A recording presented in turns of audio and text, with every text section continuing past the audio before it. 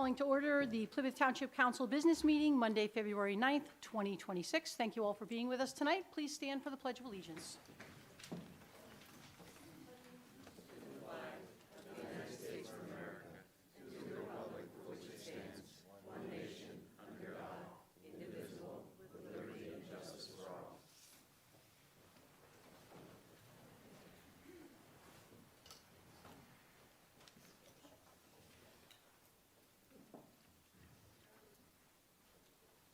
We have a single announcement tonight. The announcement is that Council met in an executive session on February 2nd, 2026, to discuss collective bargaining and potential litigation. We have no presentation items on our agenda tonight. We have a number of action items. Our first 9 action items are actually resolutions to show some gratitude and appreciation and recognition for citizens who have recently served on and completed a term on one of our citizen boards. And again, I just want to say something I've said in the past, but we always appreciate when citizens have opinions and ideas and suggestions. Always welcome, always appreciated. But we really appreciate when citizens step up to offer their time and services and to volunteer on a citizen board. There are a number of citizen boards in the township. Folks serve on those faithfully. They give of their time, they give of their expertise. And so this is a nice opportunity for us to really show some recognition and to thank them for doing that. So we do have 9 different resolutions to read tonight, thanking people for their service. What we will do for efficiency's sake, a council member will read a resolution, a unique independent resolution for each one of those folks. After that's read, we will vote on it, and there'll be a chance for anyone to comment who would like to. And then if the person is here, we'll just ask them to stand for a quick round of applause. We'll save handing out the plaques and pictures for after all 9 resolutions have been read. At that time, we'll ask all of those folks to come up, and we'll do a picture together. Sound good, Council? Okay. So I am going to turn our first motion for a resolution over to Mr. Winchester for Karen Mabry. Yes, I move that Township Council adopt Resolution 2026-03 recognizing Karen Mabry for service on the Civil Service Commission per the attachment.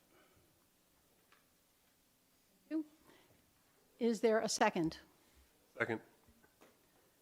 Thank you, Mr. Nelson. Mr. Winchester, would you read the resolution, please? Sure, no problem. A resolution expressing appreciation and gratitude to Karen Mabry for dedicated service to Plymouth Township. In grateful recognition of her generous and outstanding service and contributions rendered as a member of the Civil Service Commission, Karen Mabry served Plymouth Township with commitment and dedication by volunteering her time to the Civil Service Commission during a period extending from April 2020 through December 2025. Now, therefore, it be resolved that Plymouth Township Council hereby expresses its appreciation to Karen Mabry. Be it further resolved that this resolution be entered in the official minutes of the Plymouth Township, and that a copy of this resolution be publicly tendered to Karen Mabry, presented and approved at a duly convened meeting of Plymouth Township conducted on this 9th day of February 2026. Thank you, Mr. Winchester. Are there any comments or questions from council members? Any comments from the public? I'd like to say something. Please come to the microphone, and if you would just share your name and just announce if you're a resident of Plymouth.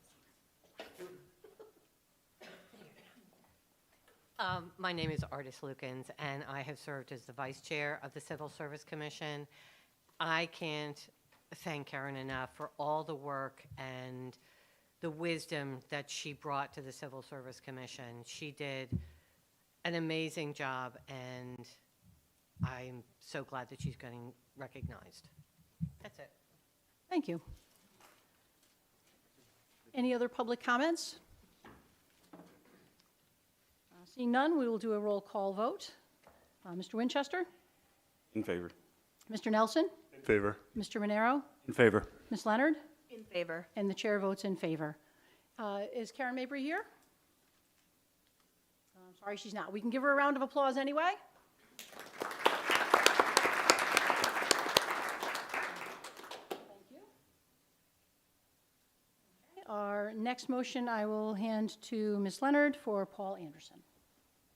I move that Township Council adopt Resolution 2026-04, recognizing Paul Anderson for service on the Environmental Advisory Board per the attachment. Thank you, Ms. Leonard. Is there a second? Second. Thank you, Mr. Winchester. Would you read the resolution? Resolution 2026-04, a resolution expressing appreciation for the gratitude to Paul Anderson for dedicated service to Plymouth Township. In grateful recognition of his generous and outstanding service and contributions rendered as a member of the Environmental Advisory Board. Paul Anderson served Plymouth Township with commitment and dedication by volunteering his time to the Environmental Advisory Board during the period extending from January 2024 through December 2026. Now therefore be it resolved that Plymouth Township Council hereby expresses its appreciation to Paul Anderson. Be it further resolved that this resolution be entered into the official minutes of Plymouth Township and that a copy of this resolution be publicly tendered to Paul Anderson, presented and approved at a duly convened meeting of Plymouth Township conducted on this 9th day of February 2026. Thank you. Any comments from council? Comments from the public? Hearing none, we'll take a roll call vote. Ms. Leonard? In favor. Mr. Nelson? In favor. Mr. Monero? In favor? Mr. Winchester? In favor. And the chair votes in favor. Round of applause, please, for Mr. Anderson.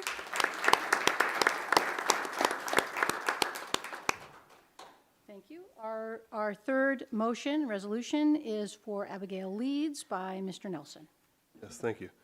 I move that Township Council adopt Resolution 2026-05, recognizing Abigail Leeds for service on the Zoning Hearing Board per the attachment. Thank you, Mr. Nelson. Is there a second? Second. Thank you, Mr. Monero. Mr. Nelson, would you read the resolution, please? Resolution 2026-05, a resolution expressing appreciation and gratitude to Abigail Leeds for dedicated service to Plymouth Township. In grateful recognition of her generous and outstanding service and contributions rendered as a member of the Zoning Hearing Board, Abigail Leeds served Plymouth Township with commitment and dedication by volunteering her time to the Zoning Hearing Board during the period extending from August 2024 through November 2025. Now, therefore, be it resolved that Plymouth Township Council hereby expresses its appreciation to Abigail Leeds. Be it further resolved that this resolution be entered in the official minutes of Plymouth Township and that a copy of this resolution be publicly tendered to Abigail Leeds. Presented and approved at a duly convened meeting of Plymouth Township conducted on this 9th day of February 2026. Thank you, Mr. Nelson. Any comments from council members? Any comments from the public? Hearing none, we'll take a roll call vote. Mr. Nelson? In favor. Ms. Leonard? In favor. Mr. Monero? In favor. Mr. Winchester? In favor. And the chair votes in favor. Round of applause, please.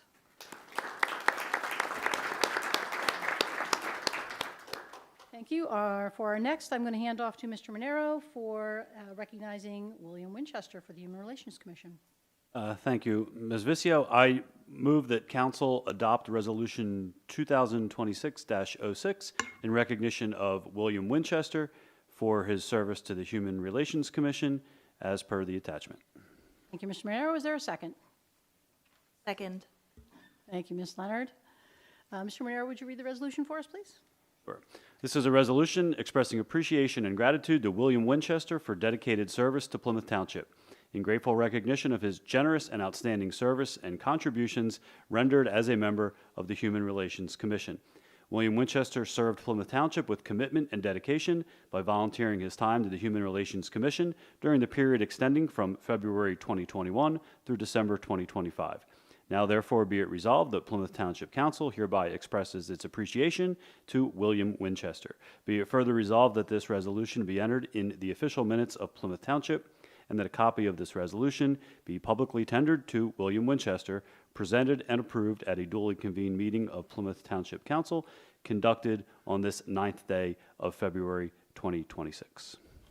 Thank you, Mr. Monero. Any comments from council members?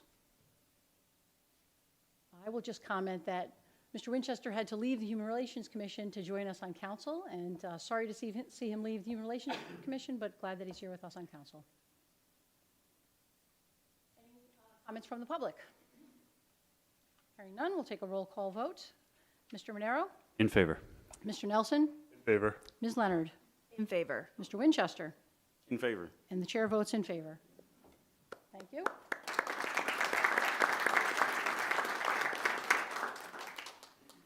Our next motion will be presented by Mr. Winchester for Andrew Brock on the Building Code Appeals Board. I move that Township Council adopt Resolution 2026-07, recognizing Andrew Brock for service on the Building Code Appeals Board, per the attachment. Thank you, Mr. Winchester. Is there a second? Second. Thank you, Mr. Nelson. Mr. Winchester, would you read the resolution, please? Sure. A resolution expressing appreciation and gratitude to Andrew Brock for his dedicated service to Plymouth Township. In grateful recognition of his generous and outstanding service and contributions rendered as a member of the Building Code Appeals Board, Andrew Brock served Plymouth Township with commitment and dedication by volunteering his time to the Building Code Appeals Board during the period extending from November 2015 through December 2025. Now therefore, be it resolved that Plymouth Township Council hereby expresses its appreciation to Andrew Brock. Be it further resolved that this resolution be entered in the official minutes of Plymouth Township, and that a copy of this resolution be publicly tendered to Andrew Brock. Presented and approved at a duly convened meeting of the Township, Plymouth Township, conducted on this 9th day of February 2026. Thank you, Mr. Winchester. Any comments from council members? Any comments from the public? Hearing none, we'll take a roll call vote. Mr. Winchester? In favor. Mr. Monero? In favor. Mr. Nelson? In favor. Ms. Leonard? In favor. And the chair votes in favor. A round of applause, please, for Mr. Brock. Our next resolution is for Andy Katronic on the Environmental Advisory Board, and I will read that one. I move that Township Council adopt Resolution 2026-08, recognizing Andy Katronic for service on the Environmental Advisory Board, per the attachment. That is the motion. Is there a second? Second. Thank you, Mr. Monero. And I will read the resolution. Resolution 2026-08, a resolution expressing appreciation and gratitude to Andy Katronic for dedicated service to Plymouth Township.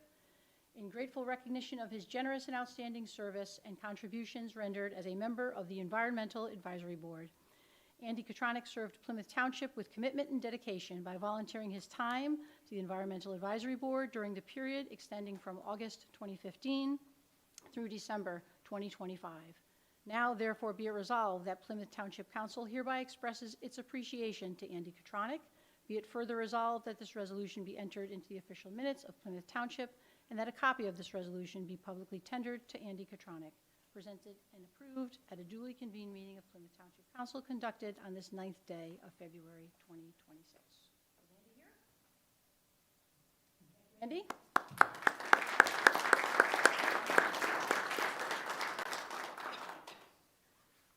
Next, we have a motion by Mr. Monero for Dominic Aprilli.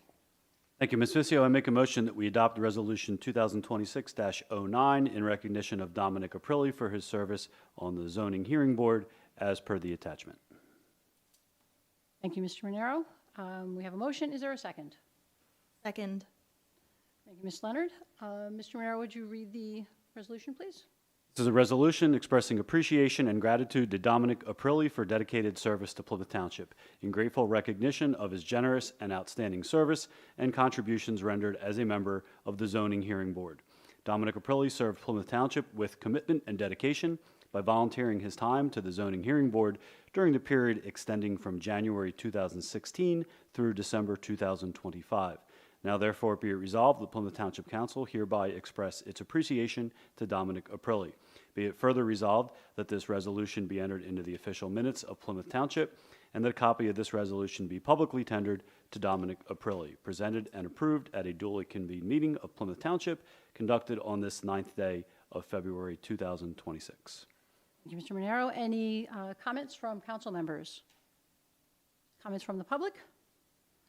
Hearing none, we'll take a roll call vote. Mr. Monero? In favor? Mr. Nelson? In favor. Ms. Leonard? In favor. Mr. Winchester? In favor. And the chair votes in favor. Thank you, Mr. Aprilli.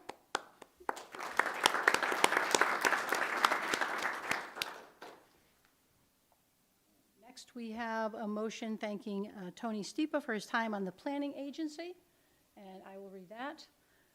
I move that Township Council adopt Resolution 2026-10, recognizing Tony Stipa for service on the Planning Agency Commission per the attachment. That is the motion. Is there a second? Second. Thank you, Ms. Leonard. Resolution 2026-10, a resolution expressing appreciation and gratitude to Tony Stipa for dedicated service to Plymouth Township, in grateful recognition of his generous and outstanding service and contributions rendered as a member of the Planning Agency Commission. Tony Stipa served Plymouth Township with commitment and dedication by volunteering his time to the Planning Agency Commission during the period extending from February 2016 through December 2025. Now, therefore, be it resolved that Plymouth Township Council hereby expresses its appreciation to Tony Stipa. Be it further resolved that this resolution be entered into the official minutes of Plymouth Township, and that a copy of this resolution be publicly tendered to Tony Stipa, presented and approved at a duly convened meeting of Plymouth Township conducted on this 9th day of February 2026. Are there any additional comments from council members? Any comments from the public? Hearing none, we'll take a roll call vote. Ms. Leonard? In favor. Mr. Nelson? In favor. Mr. Monero? In favor? Mr. Winchester? In favor. And the chair votes in favor. Is Mr. Stipa here? Thank you, Tony.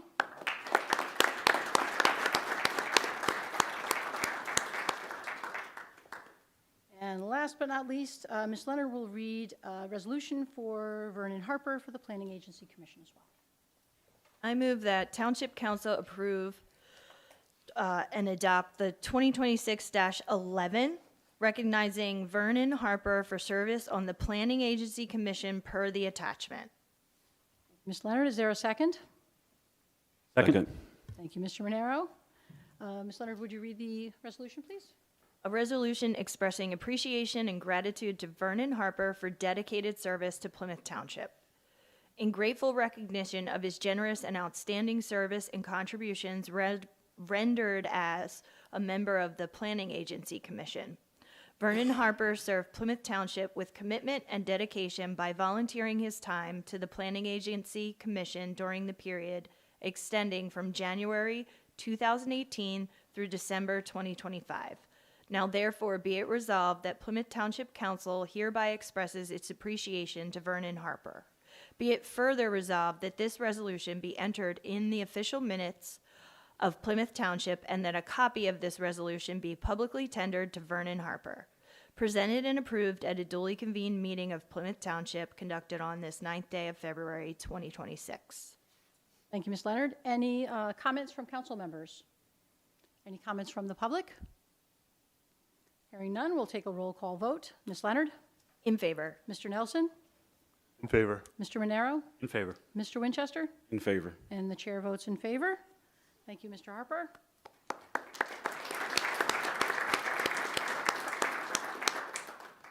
At this time, we'd like to ask that any of the citizens who were just recognized, if you're here, or if someone's here on your behalf, if you're here on someone's behalf, if you'd come forward, we'd like to hand you your plaque and also take a group picture. So if you could just please join us up front.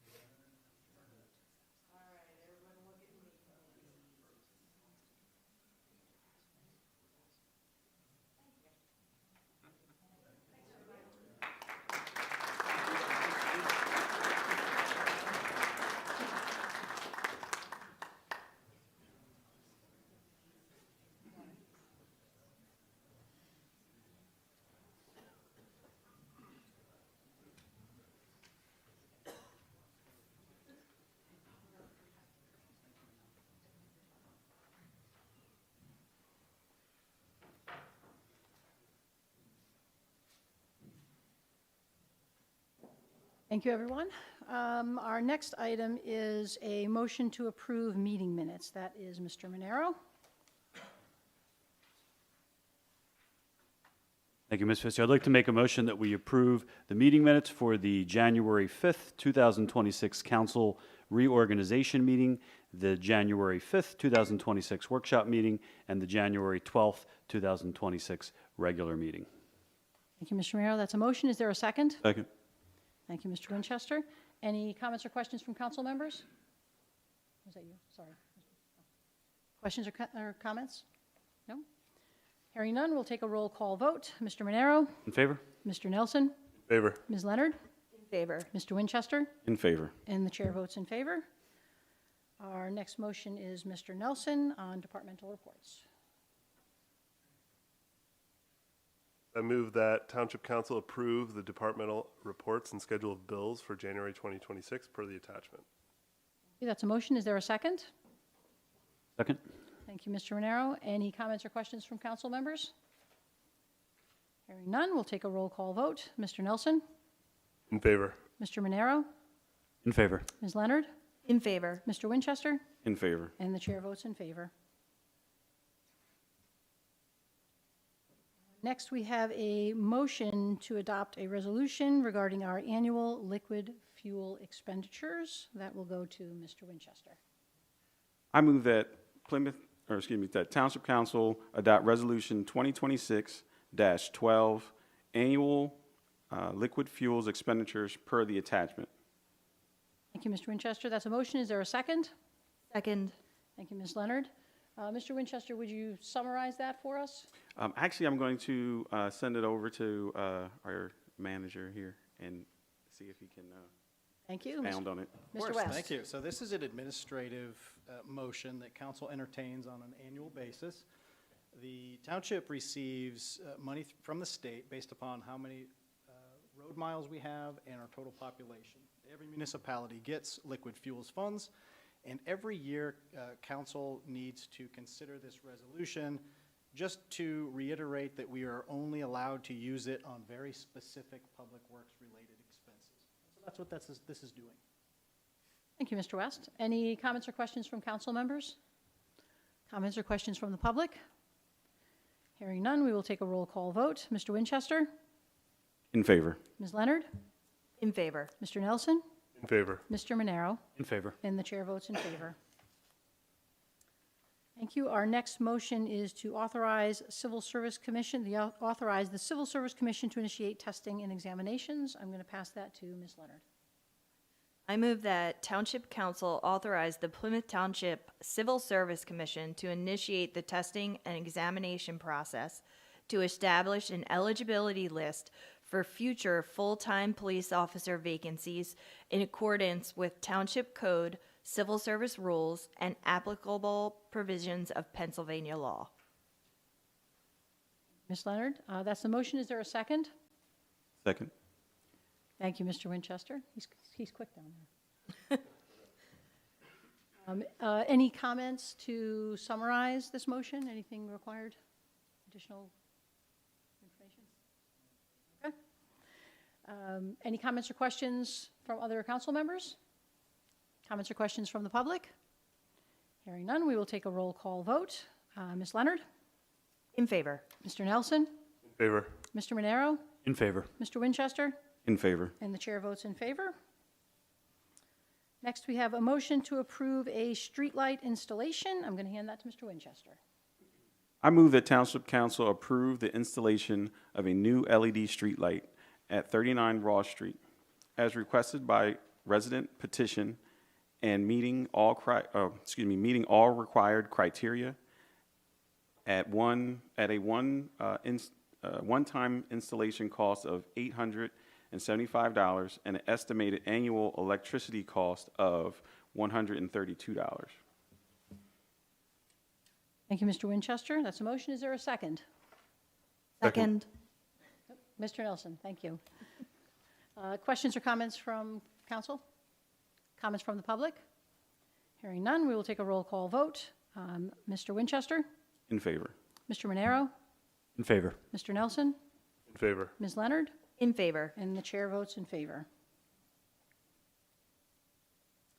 Next, we have a motion to authorize our annual street paving bid advertisement, and that's going to go to Mr. Nelson since it's primarily in his ward. I move that Township Council authorize Public Works to advertise the annual street paving project for bid in the budgeted amount not to exceed $300,000. Thank you, Mr. Nelson. That's a motion. Is there a second?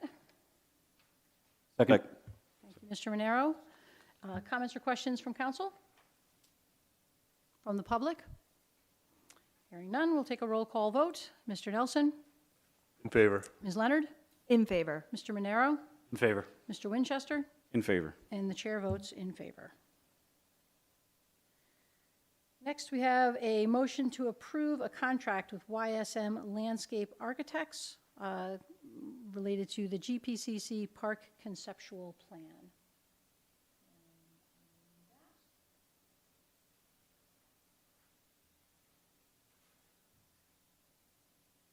Move that Township Council approve the contract with YSM Landscape Architects for the GPCC Park Conceptual Plan per the attachment, which I will summarize. Is there a second? Second. Thank you, Ms. Leonard. So quick summary on this particular piece. This is an architectural group that is working with us to conceptualize additional recreational facilities on the property, on the greater GPCC property, where there's currently some open space. It is something that was budgeted for 2026. The total for the plan is $7,350. So it is in our budget. It's something we've planned for, and it does include conceptually looking at where we might place new outside lighted basketball courts, knowing that some of them were misplaced with the Harmonville Fire Company renovation. Any additional questions or comments from council members? Questions from the public? Hearing none, we will take a roll call vote. Ms. Leonard? In favor. Mr. Nelson? In favor. Mr. Monero? In favor. Mr. Winchester? In favor. And the chair votes in favor.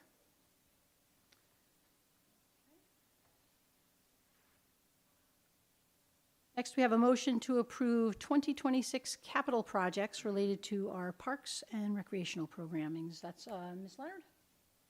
I move that Township Council approve the 2026 Parks and Recreational Capital Projects as budgeted in the capital plan per the attachment. Leonard, is there a second? Second. Thank you, Mr. Nelson. Any additional comments or?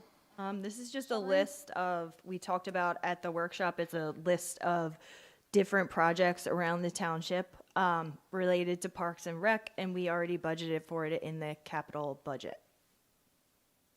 Any additional comments or questions from council members? Questions from the public? Hearing none, we'll take a roll call vote. Ms. Leonard? In favor. Mr. Nelson? In favor. Mr. Monero? In favor. Mr. Winchester? In favor. And the chair votes in favor. Next, we have a motion to approve a contract with the Cohen Group related to our Verizon franchise renewal. Mr. Monero. Thank you, Ms. Fisty. I'd like to make a motion that we approve the contract with the Cohen Group for our Verizon franchise renewal And if he wouldn't mind, if I could just ask Mr. West to briefly explain sort of that, what that is for everybody in general terms. Or Mr. Clark, or whoever. Oh, I'm sorry. Is there a second? Second. We have a second. Right, so there are two franchise agreements that most municipalities have, one with Verizon and one with Comcast. And this franchise agreement sets out what we can and cannot do, what types of fees that the township can receive as part of that negotiated franchise agreement.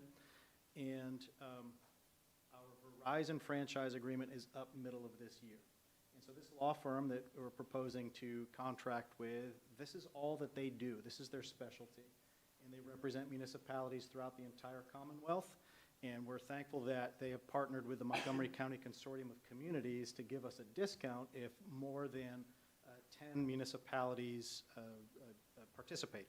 So we're at a 10% discount right now. And it's a pretty, it's a flat rate. It's not an hourly rate. And if you do the math, it's a pretty good deal. So I'm asking for council's authorization to sign this engagement. And we're looking at, there's two aspects to it. There's the franchise agreement renegotiation, and they're also proposing an audit. And I'm going to recommend that council consider moving forward with the audit, especially in our case where we have multiple zip codes. There, we've got Plymouth meeting, and we've got Conshohocken. And so this would look at 4 years worth of data, and the law group would look at addresses and make sure that those who have a Conshohocken mailing address but live in Plymouth Township are paying, their fees are being paid to Plymouth Township.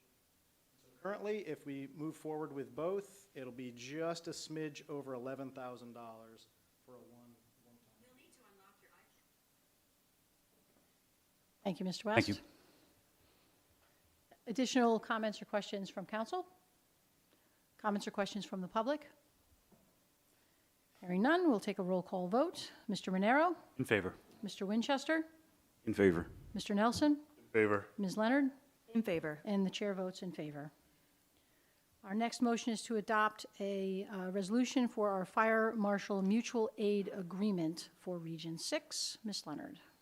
I move that Township Council adopt Resolution 2026-13, Fire Marshal Mutual Aid Agreement for Fire Region 6 per the attachment. Thank you. Is there a second? Second. Thank you, Mr. Nelson. Ms. Leonard, would you provide just a high-level summary of that agreement? So from what I understand, this is basically a formalizing an agreement of we help other fire companies out, and in return, they help us out, and this is kind of officially solidifying that. Is that correct, Matt? Yeah, this is fire marshals for each. We are moving forward with formalizing an agreement with all of those municipalities inside of Fire Region 6, which I'm not going to memorize them off the top of my head here. We have these arrangements with a few of our neighboring municipalities, and this would formalize it with the rest inside of that entire region. Mr. West, any additional comments or questions from council members? Comments or questions from the public? Hearing none, we will take a roll call vote. Ms. Leonard? In favor. Mr. Nelson? In favor. Mr. Monero? In favor. Mr. Winchester? In favor. And the chair votes in favor. Next, we have a motion to approve a contract with the Center for Watershed Protection. I'll turn that over to Mr. Winchester. I move that Township Council approve the contract with the Center for Watershed Protection to provide 2026 MS4 program services in support of stormwater permit compliance in the amount of $39,250, funded by the general fund per the attachment. Thank you, Mr. Winchester. Is there a second? Second. Thank you, Mr. Nelson. Do you mind?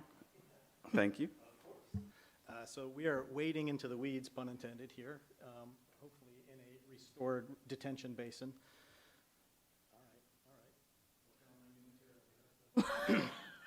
Trying to make stormwater management a little more interesting. This is a relationship that we are recommending that we formalize.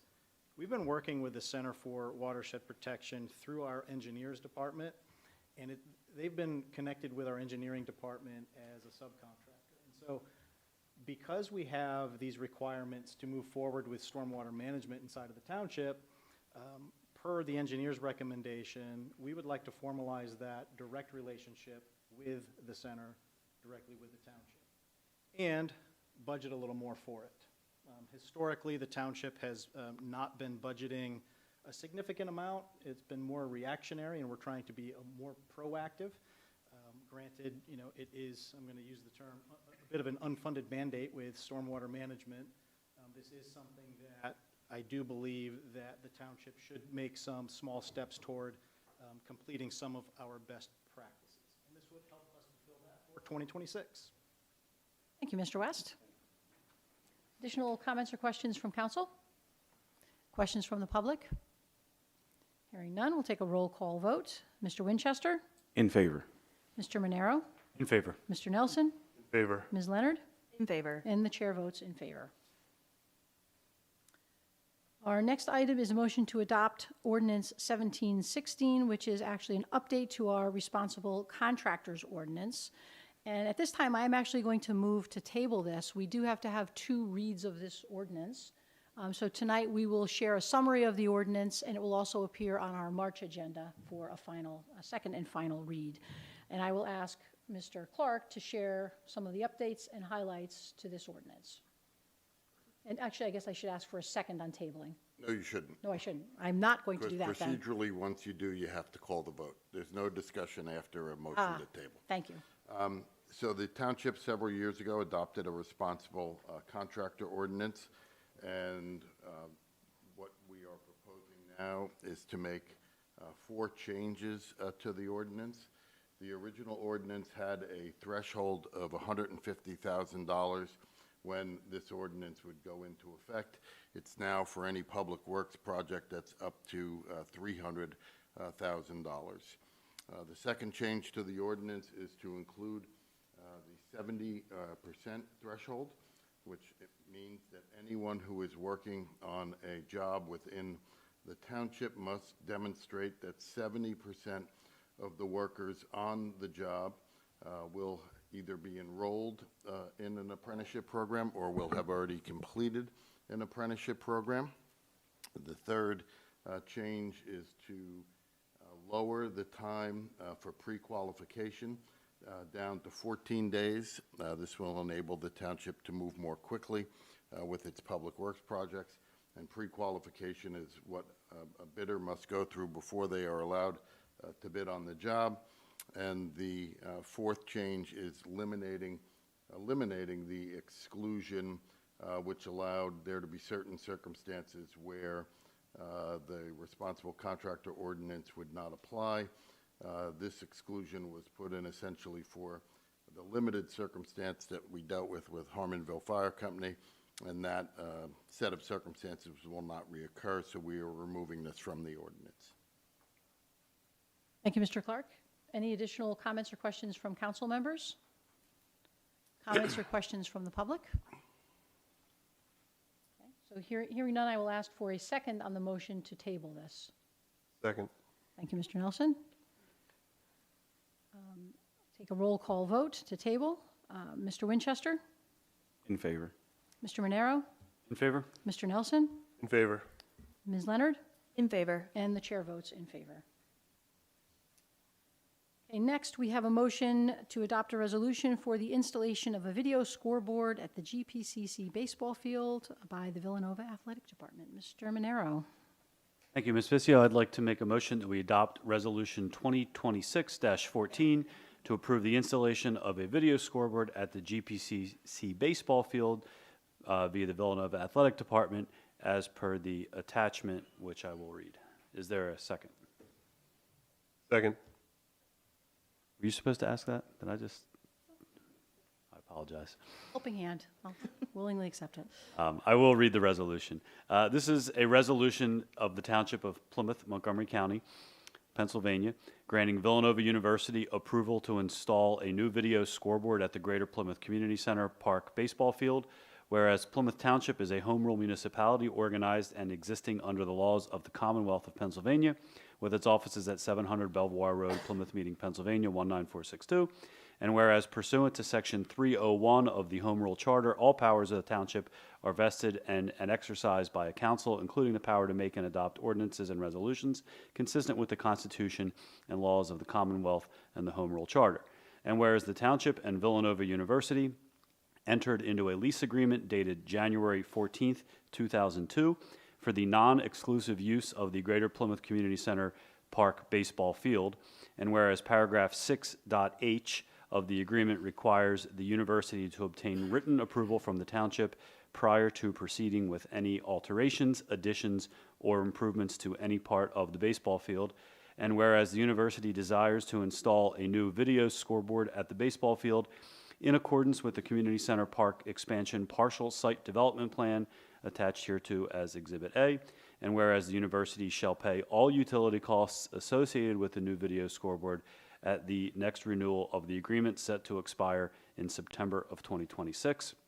Now therefore be it resolved that the Council for the Township of Plymouth formally grants approval to Villanova University to proceed with the installation of a new video scoreboard at the Greater Plymouth Community Center Park, contingent upon review and approval by the Township Engineer and Codes Department, duly presented and adopted by Plymouth Township Council at a public meeting held on the 9th day of February 2026. Thank you, Mr. Monero. Any additional comments or questions from council members? So I would just add, just in case you got lost in the resolution language, so this is a scoreboard that Villanova Athletic Department is putting up. The township bears no cost for this, so Villanova is covering the cost of installation, of care and maintenance and upkeep, and if anything goes wrong with it, they also cover the cost of anything sort of future going in terms of the needs for maintenance of that scoreboard, and they're also covering utility costs. So it's a beautiful addition to the field at no cost to the township. Please, if, Video scoreboard, you need to come to if the you- podium and give your name, please. My name is Steve de Blasio. Will that video scoreboard only be operative during organized activities at that field, or is this something that's going to play 24/7 at a very busy intersection already? it's meant just for game time and specifically Villanova games. So even if others play on the field, they don't automatically even have access to that scoreboard. So it'll be limited to. It's limited to during Villanova games. baseball games. Very good. Thank you. Yes, thanks for your question. Please come forward. Eric Schwartz, Plymouth Township resident.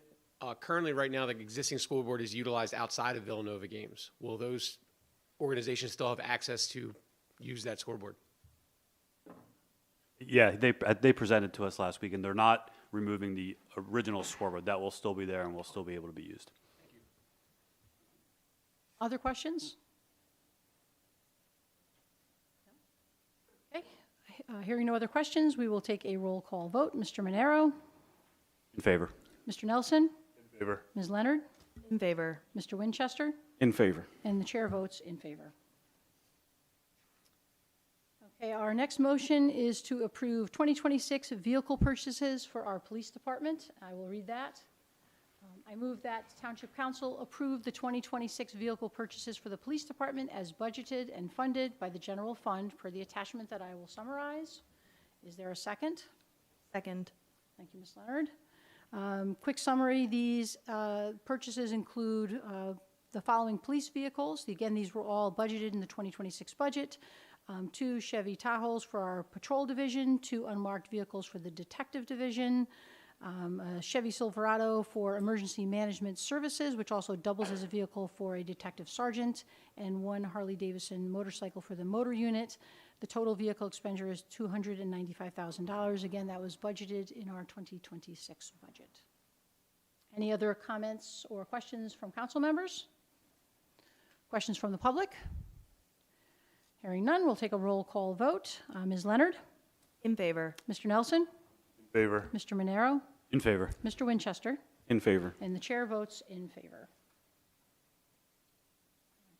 Our final action item is a resolution to appoint a citizen to the zoning hearing board. I'm going to turn that over to Mr. Winchester. I move that Township Council adopt Resolution 2026-15, appoint Tanisha Alston to the Plymouth Township Zoning Hearing Board, per the attachment.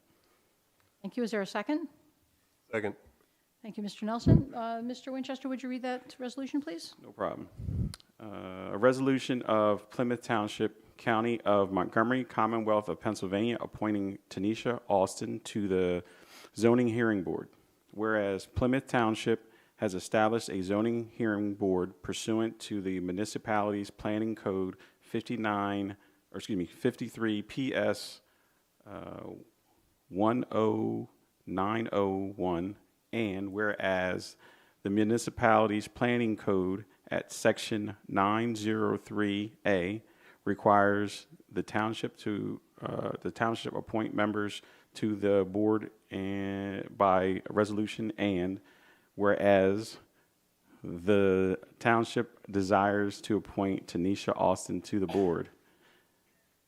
Now therefore be it resolved that as of this 9th day of February 2026, Tanisha Alston is appointed as a member to the Plymouth Township Zoning Hearing Board to fulfill an unexpired term that shall expire on 12/31/2026. Duly presented and adopted by Plymouth Township Council at a public meeting held on the 9th day of February, AD 2026. Thank you, Mr. Winchester. Do we have any questions or comments from council members? Questions or comments from the public? Hearing none, we'll take a roll call vote. Mr. Winchester? In favor. Ms. Leonard? In favor. Mr. Monero? In favor. Mr. Nelson? In favor. And the chair votes in favor. Okay, moving on to our informational items this evening. First, we'll have Chief Merciati share some police department updates with us.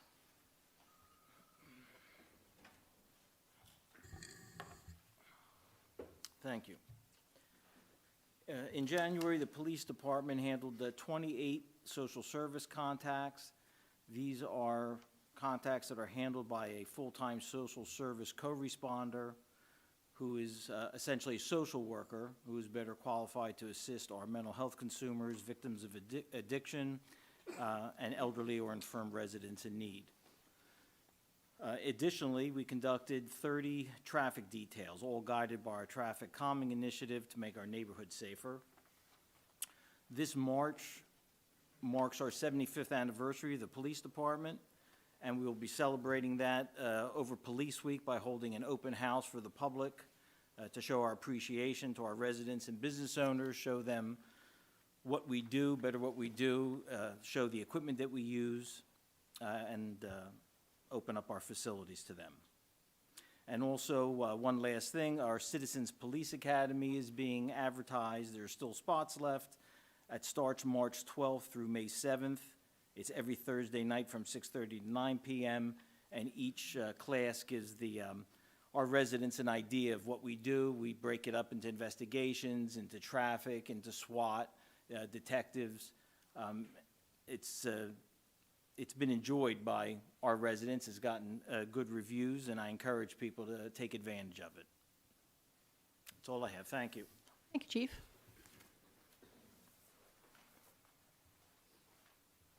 Next, we have Citizen Board vacancy announcements by Mr. Winchester. Yep.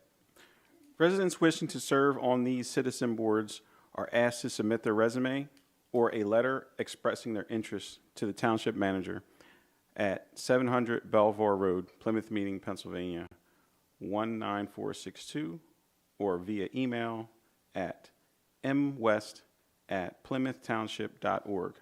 The following citizen board positions are currently open.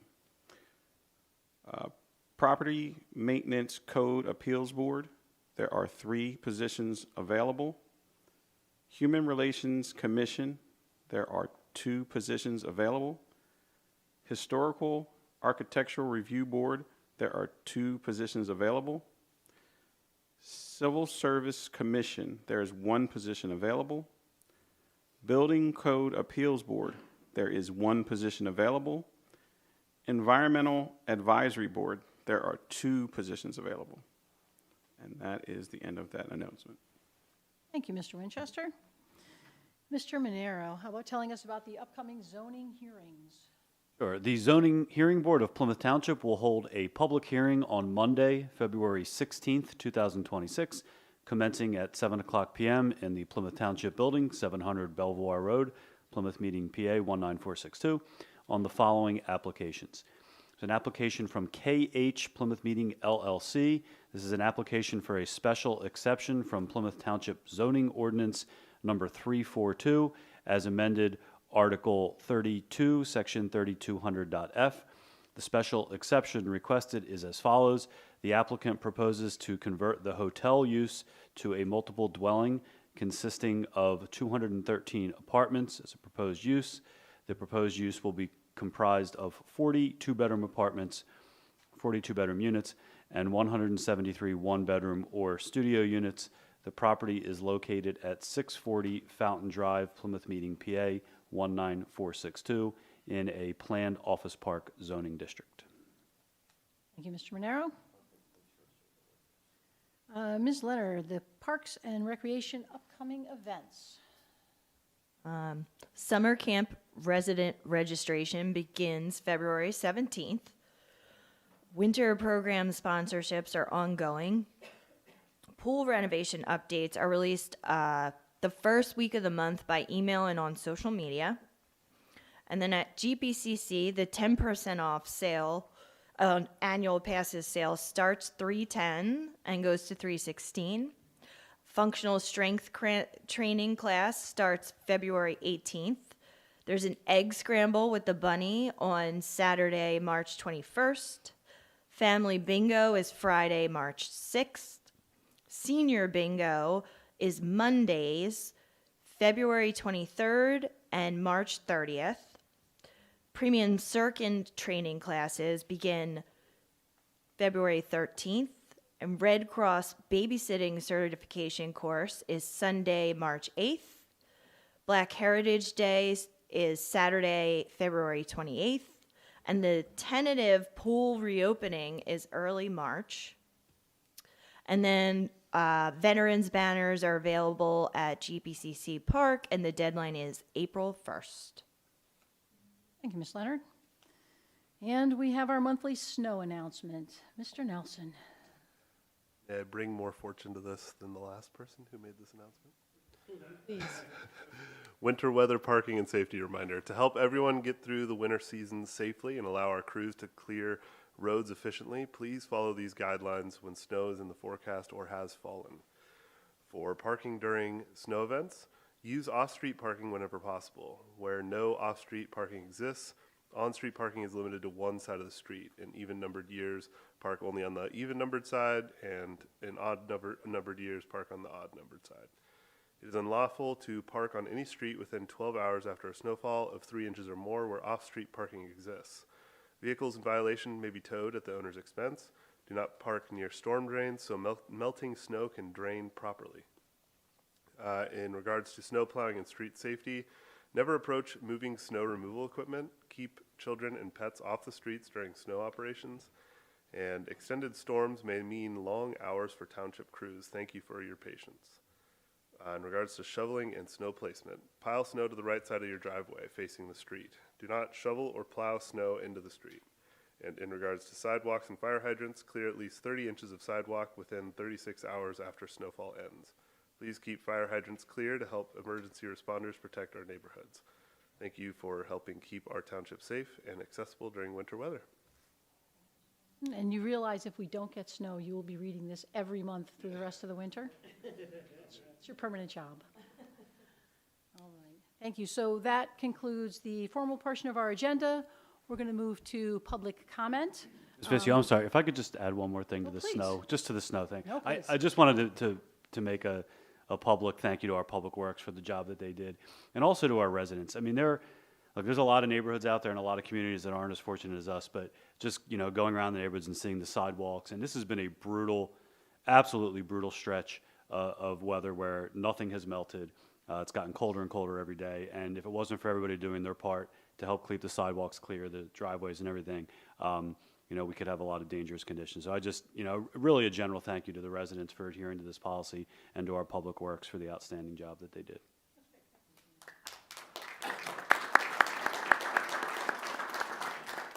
I also saw so many hydrants shoveled out, which is something we ask people to do, and people have done. They've kind of taken a hydrant near their home and taken care of it, which is fantastic. Thank you. Okay, as we get into public comment, I want to just say a few things to get us started. First of all, we always appreciate when you're here. We appreciate when residents engage with us, whether it's comments, questions, concerns, ideas. We want you to be here. We want you to talk with us. You have a right to express your thoughts. We welcome all of it. Whether you're here to speak, whether you're here to support somebody that's speaking, or whether you're just here to listen. We are committed to listening carefully to everyone who's in the room, and we will treat everyone here with respect, with courtesy, with civility, and we ask that everyone upholds the same standards in return, both toward us, toward anybody on the dais, but also toward each other. We recognize that there are a number of people here tonight who are probably interested in two topics. 349 Brighton Road and redevelopment on 900 Conshohocken Road.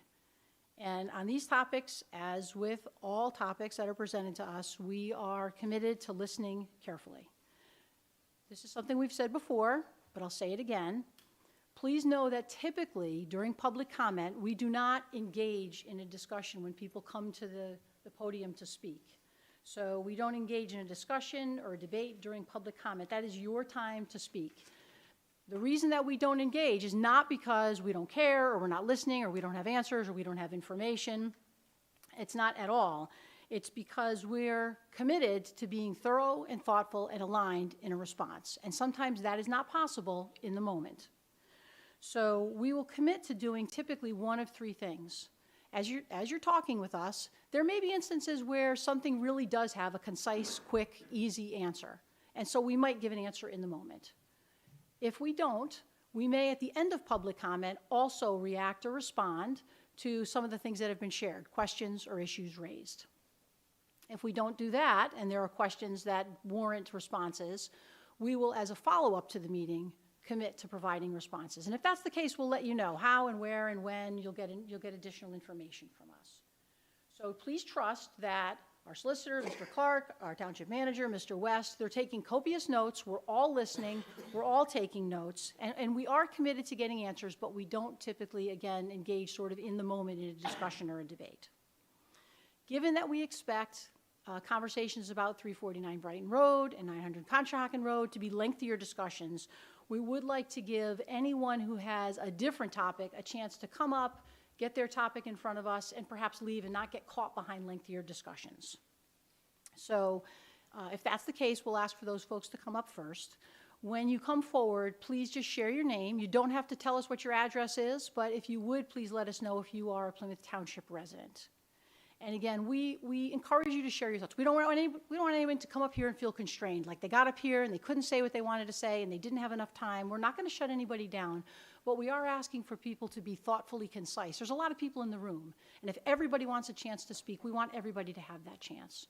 So please be, as reasonably concise as you can. And it's okay if you just want to get up and say, I agree with exactly what she just said, and I have one more thing to say. That's okay too, if you want to get up and validate someone else's comments, but don't feel like you have to repeat them at whole. So with all of that said, is there anyone here that wants to speak on a topic other than 349 Brighton Road or 900 Conshohocken Road? Okay. Next, I will ask, just so we can kind of consolidate the discussions, if anyone would like to speak about 349 Brighton Road, why don't we entertain all of those comments, questions, concerns, ideas first, and then we'll take 900 Conshohocken Road. Before we begin, I want to say a few things in response to the situation at 349 Brighton Road. And I'm speaking on behalf of council. First of all, we are fully aware of the concerns that you've expressed. I mean, we've heard them voice to voice, via phone call, in writing. And we received the memo that you shared dated February 2nd. And candidly, we appreciate that you reached out to us ahead of this meeting. You shared your thoughts, you articulated your concerns, requests in a clear, concise, respectful manner. So thank you. We appreciate you engaging with us that way. In your memo, we also appreciated that you both recognized and respected two things. Number one, the township's existing zoning ordinances and what those mean, and the importance of upholding fair housing laws. So again, thank you. We appreciate that you call that out and recognize that as part of this discussion, because as this discussion continues to unfold, it's really essential for everybody to understand the foundational fact that a recovery home at that location is a by right use of the property. That means it is a permitted use under our zoning code. It is compliant with the Federal Fair Housing Act. And I know you recognize that in your note, and again, we appreciate that.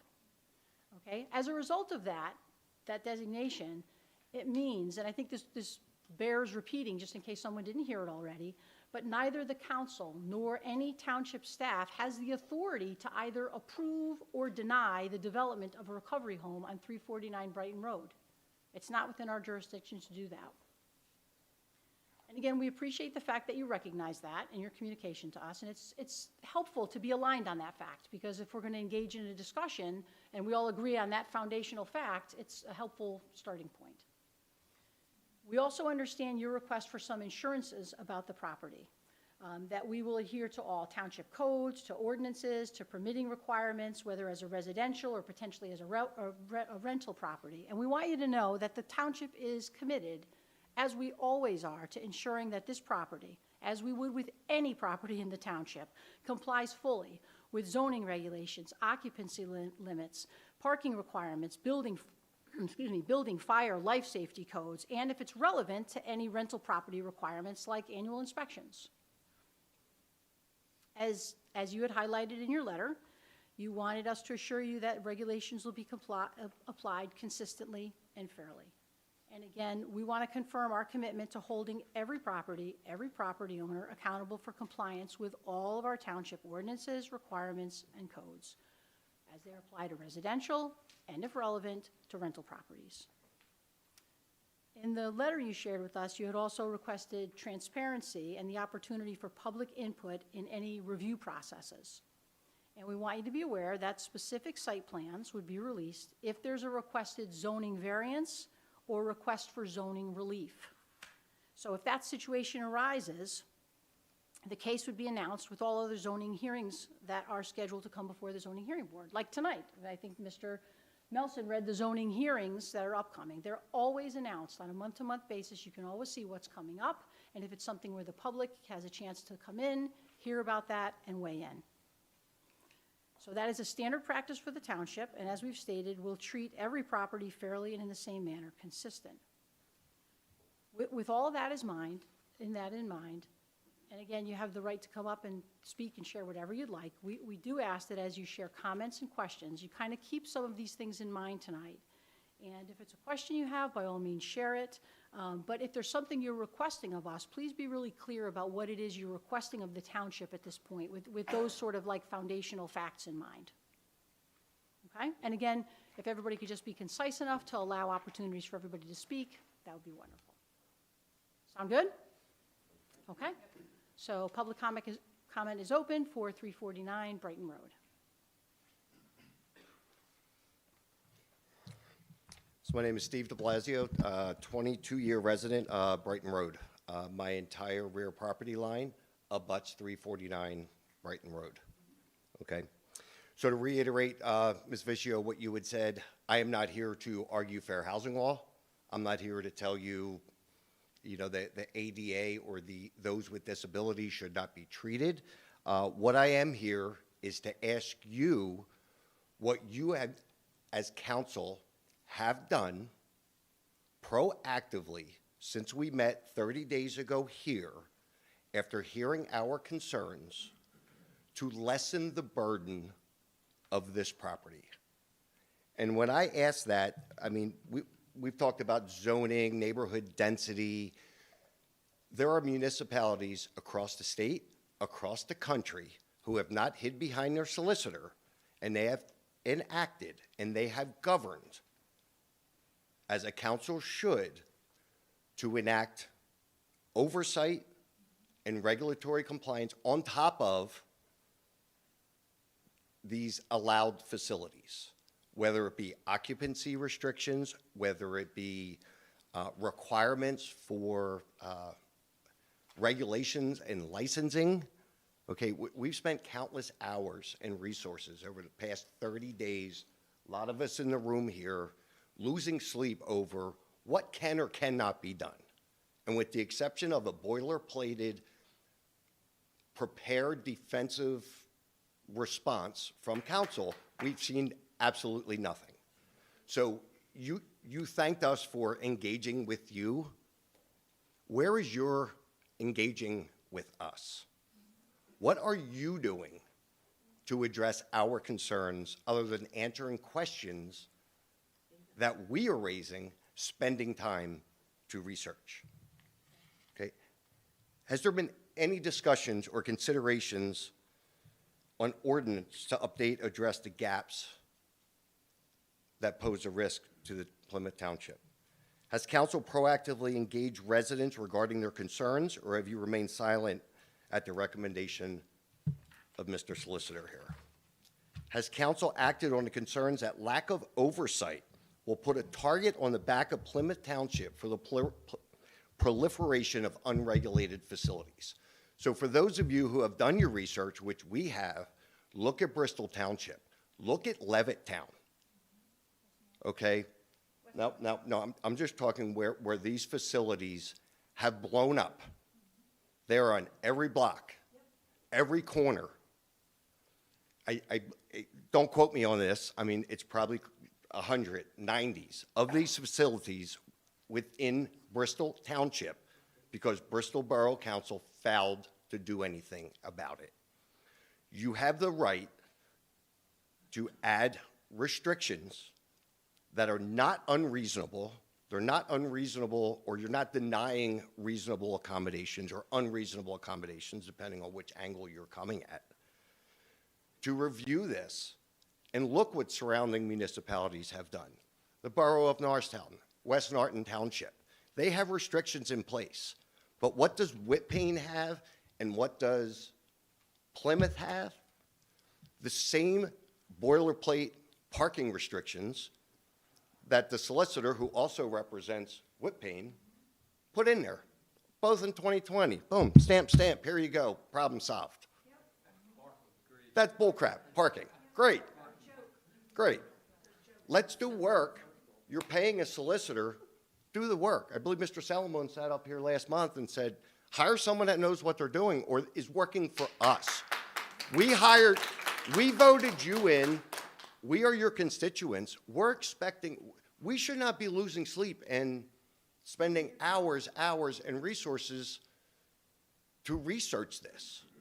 Like, you are, duly appointed, and your obligation is to protect the safety and well-being of this township. I mean, the solicitors, legal advice, it does not absolve you of your responsibility to govern. It is advice. It is an opinion. It is suggestion. It does not prevent you from adding or looking at those restrictions. So my call to you tonight is, if you are unwilling to exercise that authority to protect the health, safety, and welfare of township residents, then I call for you all to step aside for those who will. Continued deflection to legal counsel and continued inaction in the face of known risks are unacceptable and will be remembered. Protecting the health and safety and welfare of the township residents is not optional. It's the fundamental duty of council. Thank you.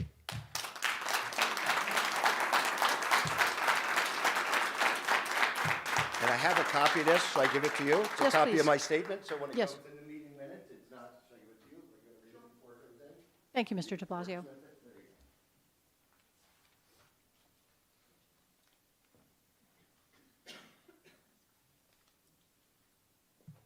Hi, Kristen Bale, Plymouth Township resident for a long time, 30, couple of years.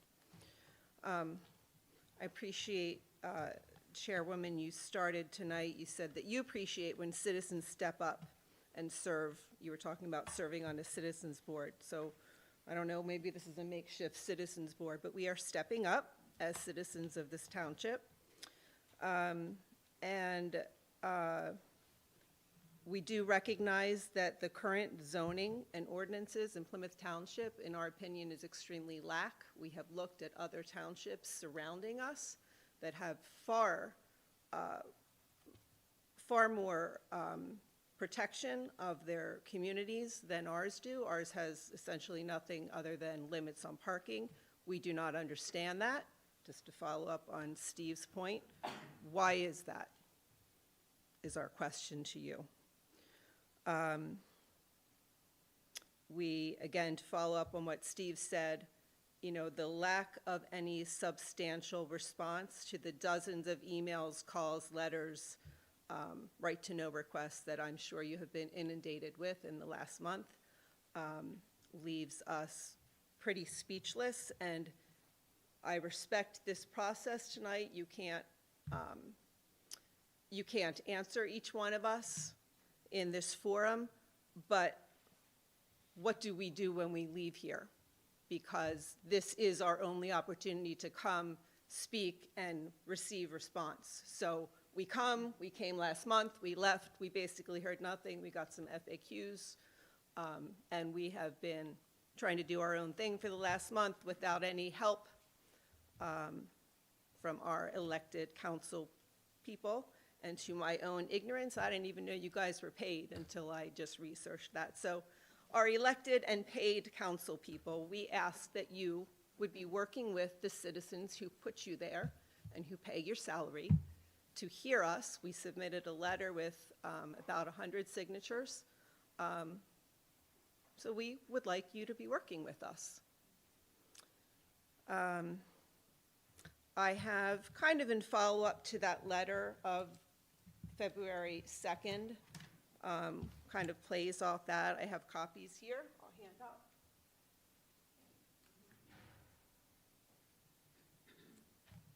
Kind of a makeshift citizen proposed ordinance providing for regulations relating to sober living facility uses. Since we don't seem to be able to have anything on the books, we thought, well, maybe we would come up with some of our own proposal for you. Again, this is based on our own research surrounding townships and what they have done. This is made in the spirit of collaboration, as the preface says, and our civic responsibility, and our goal is to provide constructive input on zoning regulations to ensure that they reflect current community needs, align with the best practices adopted by surrounding municipalities, thank you, and promote the health, safety, morals, general welfare, and the preservation of the existing residential character of the township as per our ordinances. We respectfully request that the council promptly consider this citizen proposed ordinance through the appropriate procedures, including all required public hearings, and take prompt action in accordance with the applicable laws and the Home Rule Charter. So I won't read any more of that, but you can read through it. You are free to adopt it as it's written. You are free to take parts of it and cross out any parts that you do not like. As the last paragraph says, the provisions of the ordinance are severable if any section, clause, sentence, or provision is deemed illegal, invalid, or unconstitutional by a court of competent jurisdiction. Such decisions shall not affect the remaining provisions. So we present this citizen petition. We ask that it be promptly reviewed by the solicitor and by council, and we respectfully ask for your due diligence and your interaction with us. Ms. Bell?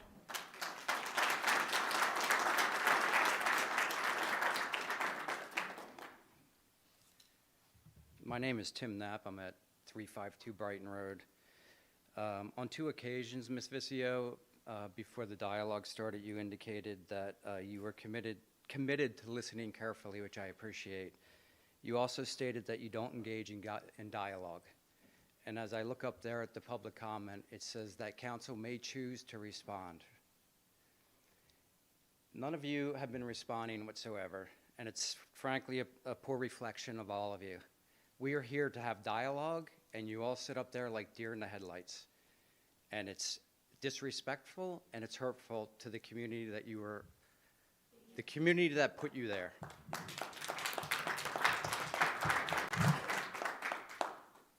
Thank you, Mr. Knapp. Ms. Visia, just one, I do have a question. I don't know if it's not necessarily directed to any one person, but I know personally as a member of council, serving 8 years and coming back now, I wasn't always, and probably the thing that I struggled with the most is that I wasn't always able to give answers or necessarily to give answers that people wanted, but I took a serious oath and responsibility of always responding if somebody called or emailed me or stopped me on the street. And there's just, it seems like a couple accusations that people have reached out to us and we haven't responded. So I guess I was just wanting to, in case I missed something, that is there anybody here who's reached out to me that I have not responded to? And I just want to ask that because I want to make sure that I'm not missing anybody. I will or answer your ignoring question, anybody. Chris, and clarify, I think, what the concern is. You have gotten back to me every time I reached out to you. Thank you. Ms. Leonard, you have gotten back to me every time I reached out to you. What you guys are missing here is we are reaching out to you. None of you, since January, have reached out to us. Okay? We are coming to you for answers or solutions. You as elected officials need to be bringing those answers and solutions to us, not simply reactive responses to our concerns. Well, in all So- fairness, so to we your- don't know, in all fairness, we don't know what your concerns or questions are until you ask them. Chris, And there was a last- can I two-hour finish? Chris, there was a 2-hour So it's public, I'm gonna public finish, session. please. I'm gonna Chris, finish. Let me So finish. So last Chris, week, shut last up. month, Mr. de Blasio. last month, we took many pages of notes, and there were several questions that I think we tried to answer at the beginning as like an original FAQ. And then we really tried to get a summary of every question that was asked at the meeting last month. And then probably about a week or so after, or within a couple weeks after, we updated all those questions. And I'm not saying that we answered every question that came up after the meeting, but we tried to, in a pretty concise or overview way, answer the questions, provide answers to the questions that were asked at the last meeting. And again, I don't know if we missed something or if there's somebody that asked something that didn't get that answered in that document. We'd like to certainly know that.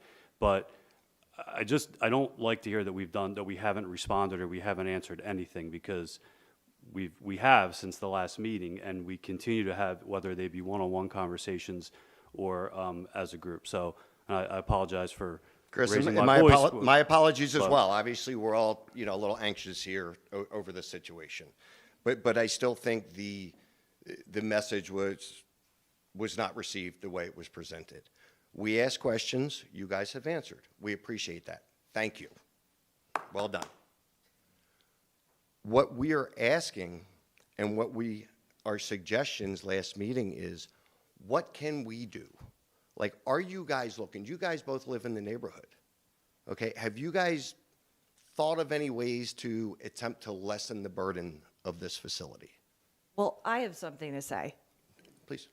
First of all, I feel really conflicted about this situation because the first meeting, everyone came here and not every single person said this, but made it very clear that this was specifically about the type of resident. I can't unknow that information. And I'm not saying I haven't had similar concerns. But it's hard for me to reach out to you. Now the owner can come to the township and say, basically, now you're reaching out to them, you're setting up town halls, you're doing this, you're doing that. We are now helping you oppose that facility. That is exactly what the fair housing law was created to prevent. I agree with you 100%. I am fully aware of the fair housing law. And again, our ask is not to oppose the law. Our ask is for you to govern and place restrictions that other townships and municipalities have done From what to, I to understand- lessen the burden. We will provide those samples, cases, precedent, whatever you would like to call it, to you, because we have many, many of them. We actually Okay? have looked. And we in the have looked- request in September, asking for confirmation of permissible use, the response from the township called it communal living / sober living facility. It is what it is, okay? I'm not sitting here saying, those people, that house, I don't want them, I don't want him, I don't want her. But that No, has been I do- said. It has been, but that's not what I'm saying right now. What I'm saying right now is I do not want 14 transient people in my backyard that I do not know who they are. Period. Unrelated. Again, that's about Transient. specifically about the people living there. No, it's any people, whether they are recovering alcoholics, recovering opioid addicts.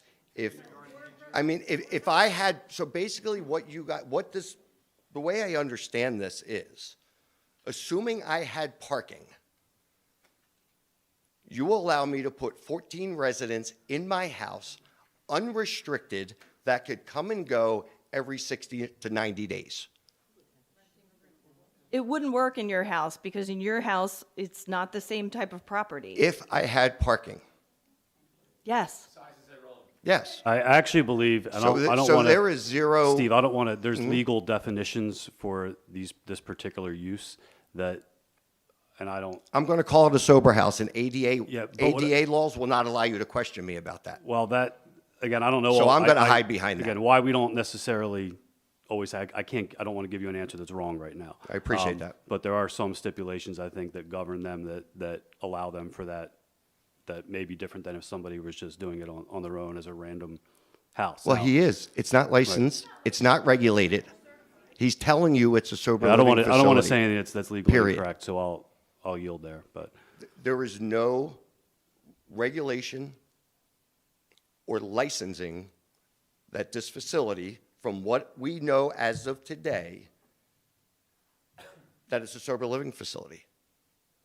It could be an 8-bedroom brothel. Yeah, thank you, Joan. Would everybody still complain? No, probably not. Yeah, the point being is, ordinance can be passed, restrictions can be placed to lessen the burden without running afoul of the Fair Housing Act, ADA compliance laws. And they have been in, West Norton Township, not Whit Payne because we shared a solicitor. It's out there. And this is the type of, what we're asking of you to help us explore. Because lack of doing that is saying, we're okay with this. Well, we're not okay with this. And just to clarify, because I don't want to be mischaracterized, we have, partially in some of the stuff that neighbors have sent us about some of those other ordinances, stuff that we have found on our own, we have been looking at the same things. We have been having conversations. What can we do? What can't we do? There are probably some ordinances out there in some municipalities that do have things in their ordinance that are not legal, but they may have them in there anyway. They just haven't been challenged on them yet. So we have to look at, what do other places do that we think we can do, and what do other places do that maybe we probably think we legally can't do. We have and are continuing to look at that. Okay. So you guys are willing to engage with us and share with us that research that you have done? Sure, but up in terms of right now, most of it is what you've brought to us. So what is this township doing? What is that? That's my point. Oh, I'm sorry. I'm just listening to what you guys have brought to us. What has this township done? What has that township done? We've been looking at this. We've been looking at the same things. Okay. I think we agree here. I'm good. Joanne Getzey, Plymouth Meeting resident. Regardless of what was said during the first meeting, the concern is not that they are, and if you can unhear this, so it was not the concern now that they are recovering addicts. It's that they are strangers all living in a home, coming and going. So it's the transient nature that we're not accustomed to in our community. So it's not about, and by the way, it's the ordinance that was written in 2020 by you guys that refers to sober homes as different from communal living homes. There are 3 different paragraphs. So our use of sober living home is not in any way disparaging. That's what the language is in the ordinance. So with that, that's not the issue that we have. The issue is we have at least 14 people coming and going at all times. They're transients. And this is one house. There's a couple of things that happen for example, the parking is really moot. Because if you have people who don't drive or can't drive, you can have as many people as you want in the house as would fit by fire code. Also, the parking is not, they don't have to park there. You have to have the parking spots, but they're not required to park on the lot. Why couldn't we? Because then they could be parking all over Brighton. And they don't have to park in their lot. They can park wherever they want. So there's certain little things that you can change. You can also limit the number of feet in between other houses. You can limit how many sober homes or communal homes, whatever you want to say, in a township. That is legal. Because people with disabilities don't have more rights than we do. They do have, of course, they have equal rights. So they don't have more rights than we do to open different houses. So there are limitations you can do that are legal. One thing I did want to ask Mr. Clark, since he was the solicitor at the time, and maybe you can get back to me another time. In 2020, the original ordinance, as you know, was for only AA the residents behind the mall. And then in October of 2020, Mr. Clark, there's a note in the middens that says Mr. Clark updated it to say all residential areas. And I don't see anything in the minutes where you guys discussed that. So I'm wondering how that happened and whether that was legal or not. Did you just change it, or you just updated it without, there's no discussion in the minutes that I can see at least.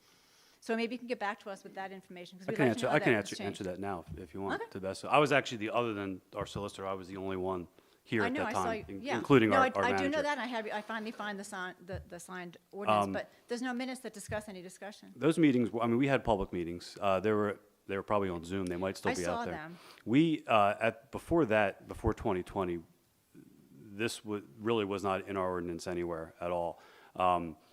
They could have really, a sober home or recovery home could have gone in any residential zone.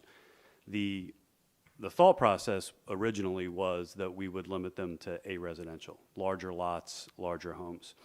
We didn't have meetings like this because we weren't meeting in person, but we received plenty of phone calls, plenty of outreach from neighbors living in a residential who were kind of saying the same things that you're saying right now, that they didn't want only their neighborhoods to be the one where these would go. So, obviously, nobody wants to be singled out. They felt that their neighborhoods were singled out. We sort of, and we couldn't, again, as we know, fair housing law, we can't say that these homes cannot exist in residential. We can't put them in commercial. We can't put them somewhere else. So we have to permit for them legally in residential. So we did add, and I know everyone's going to grow, and we did add the parking restriction as a way to kind of say, look, what can we do to ensure that, if there's a larger number than normal people living in a home, that it fits and that there's enough space and things like that. So essentially kind of adding a parking requirement that's more similar to a residential. Yeah, where we're at. That doesn't necessarily typically exist in the other residential areas. So that, I don't believe that there was ever an ordinance that said that they can only exist in a residential. That was being explored. And then honestly, in large part, community feedback kind of from 3 ends. One was obviously people living in a residential felt like they were being singled out. We had a lot of feedback from people that felt like we were being too restrictive, in terms of fair housing. And then, of course, people that obviously didn't want to allow them in any residential, but something that was not allowed. So there was plenty of public feedback. So the original ordinance, the original ordinance was just the A residence. But my question was, how did it suddenly get, And we saw the newspaper, there was a newspaper article announcing, as you know, you have to have a newspaper article when you have a new ordinance. But the newspaper article has nothing, there's no English in it. It's all about ordinance number 9AB, zoning, blah, blah, blah. It doesn't say what it's about. No one's going to attend, no one's going to go to that because it doesn't even say what it's about. So I would say that that newspaper article doesn't really fit the charter, honestly, because it doesn't really say what the discussion was going to be about. But somehow people from that neighborhood found out about it and they showed up. On Zoom, I know, because it was all in the middle of COVID. So they found out about it somehow, word of mouth, whatever. So they complained to you. You made a change. We are complaining to you because we live in an area being affected. Not about the specific people. You listened to them. Now we're asking you to listen to us. And we need your help. There are ways, I'm sure there are ways that are legal, and I would implore you, as you did, to find another attorney for another opinion. No, because Mr. Clark was involved in the beginning, and I would think that's probably a conflict of interest, to be honest with you. But I'm not a lawyer. But I think you can get other counsel to give it. There are ways to change this. Or we should be able to restrict it, because otherwise there'll be one on every other street that has a lot of parking. And the parking alone does not stop anything. There are plenty of other things that I won't even go through it now because of the time. But there are plenty of other ordinances in other townships that are very restrictive. For the sake of your job is to protect us. Yes, these people coming in will be here in Plymouth Meeting, but they're not lifelong Plymouth Meeting residents. They'll be here for a few months and then they'll leave. We live here. And we voted you in and we pay you to take care of us. And we feel like you're taking care of them, that's fine, but how about the rest of us? And how do we live in our neighborhoods with transient people coming and going all the time? Again, not the fact that it's a sober living house. There's people coming and going in a home all the time. And we need your help to straighten. We're not asking you to stop what's happening right now. We realize that's already happening. But you do need to help us. And we need you to think, we don't know. We need you to help us. How we can do this legally? How can we restrict this legally? Maybe only have so many houses per town, per whatever. But there has to be ways to do that. And I would really like to call upon all of you, as Kristen was just saying, to say that you'll work with us. I would like to call upon all of you in the Yes, minutes. I will work with you. Will all of you work with us? Will you work with us? Will anybody say yes? You'll work with us? I'll work with you. Yes. Okay. So we can have a different meeting other than this one. We can all get together somehow in a different way and work together to try to strengthen this. I would just add, I think, I won't speak for others, but I think we are willing to work with you, finding ways within the law to look at what we do and how we create ordinances. So, No, not all ordinances, this ordinance. any ordinance. I mean, part of our role is to protect the township, protect the people in the township. Yes. We have to do what is within the law. Well, right now, we're only worried about this ordinance. This is the one that's affecting us right now. Fair enough. And hundreds of people involved, obviously not able to come tonight because of the time change, but hundreds of people all over the place. This is all we talk about. And we need you to protect us. So if you'll work with us, then we'll get in touch with you and try to set up a meeting with people who can actually work together and try to get some more limitations on this ordinance. That's a yes, yes? Mr. Clark, are you willing to work with us?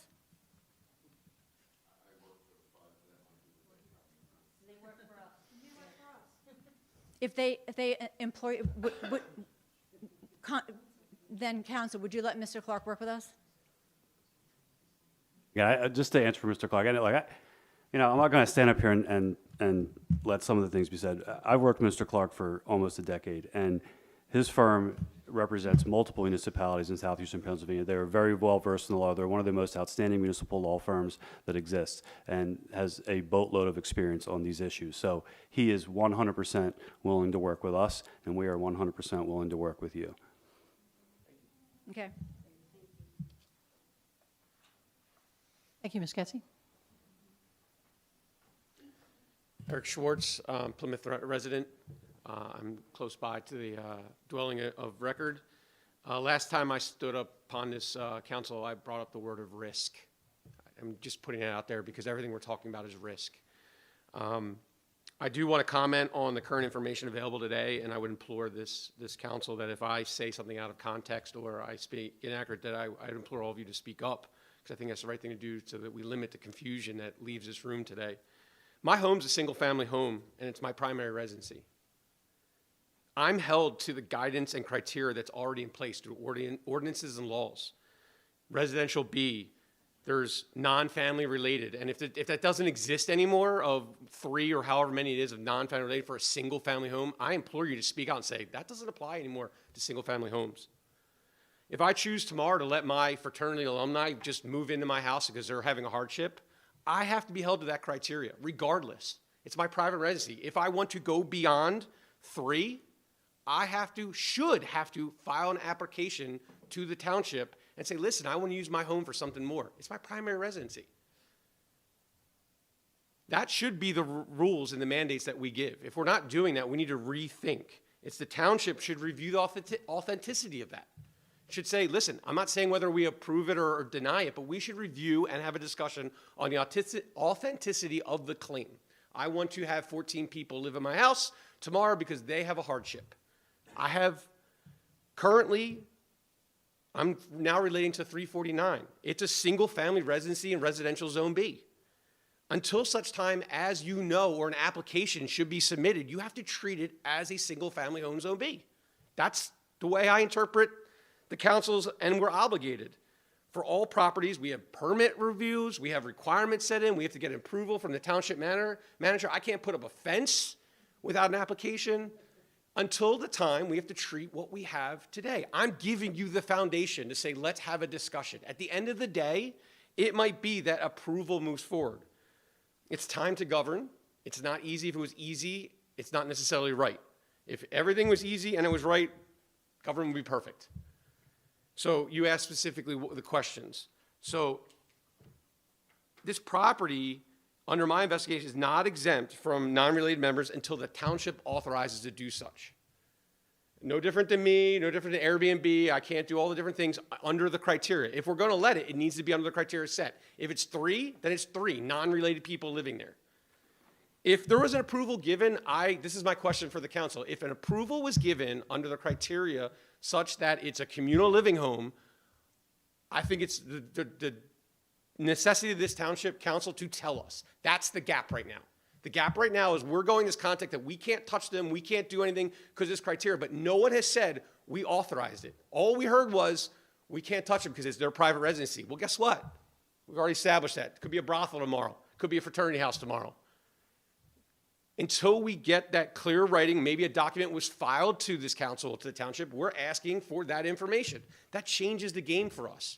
Then it's a different conversation. But right now, for me, that's what I'm looking for. If that approval wasn't given, then here's a silver plate. Hey, I'm going to treat it as a residential type B class home, and here's all the requirements, and until such time, you're limited to 3. Just like me, just like Steve, just like Tim, whoever it might be. I've not heard from one person that was pro or for this type of establishment because they don't need to, because we haven't had the discussion. It's only the people that are hearing about it that are potentially against it based upon what we've heard through the woodwork and the walls. But if you say, hey, there's an application being submitted, I want to hear both sides, the people that are saying, yes, let's do all these things, then those people will show up. But if the entire community is against certain aspects, we should be working together to say, hey, we're not saying no, we're saying here's the risk level we're willing to take on as a community. I'm hoping you consider what I'm saying, and if I said something out of context or inappropriate or just factually inaccurate, I appreciate, so we don't walk out here today, because lack of feedback, everyone's going to think that there's an ordinance right now that says 3 unrelated people, that's the max that can be in a home, a single family home in residential B. Thank you. Thank you, Mr. Schwartz. Mr. Clark, if you don't mind that I summon you to the microphone, you could probably explain this better than I don't want to get tripped up in my words. Can you explain, from that legal standpoint, how a recovery home or a sobriety home is classified differently than, like, say, a fraternity home, or if somebody wanted to just kind of have a random group of people living there? People recovering from addiction are covered by the Americans with Disabilities Act.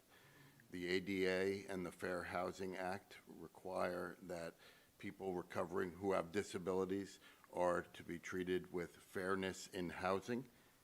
So that's why sober living environments, which have people who are recovering from addiction, who are considered disabled, that's why they have to be given this opportunity.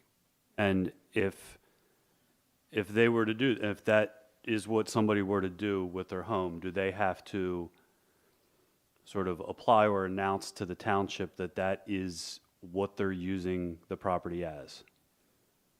There is a process in the township for rental properties. There is a process in the township for houses that are being used as a sober living environment so they go through the review regarding parking.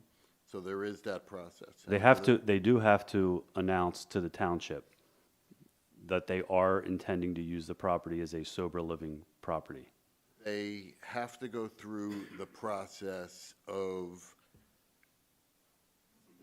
the normal rental process for using their property as a rental property in the residential zone. And if there are going to be issues regarding parking, then there's the process where they have to present that to the township.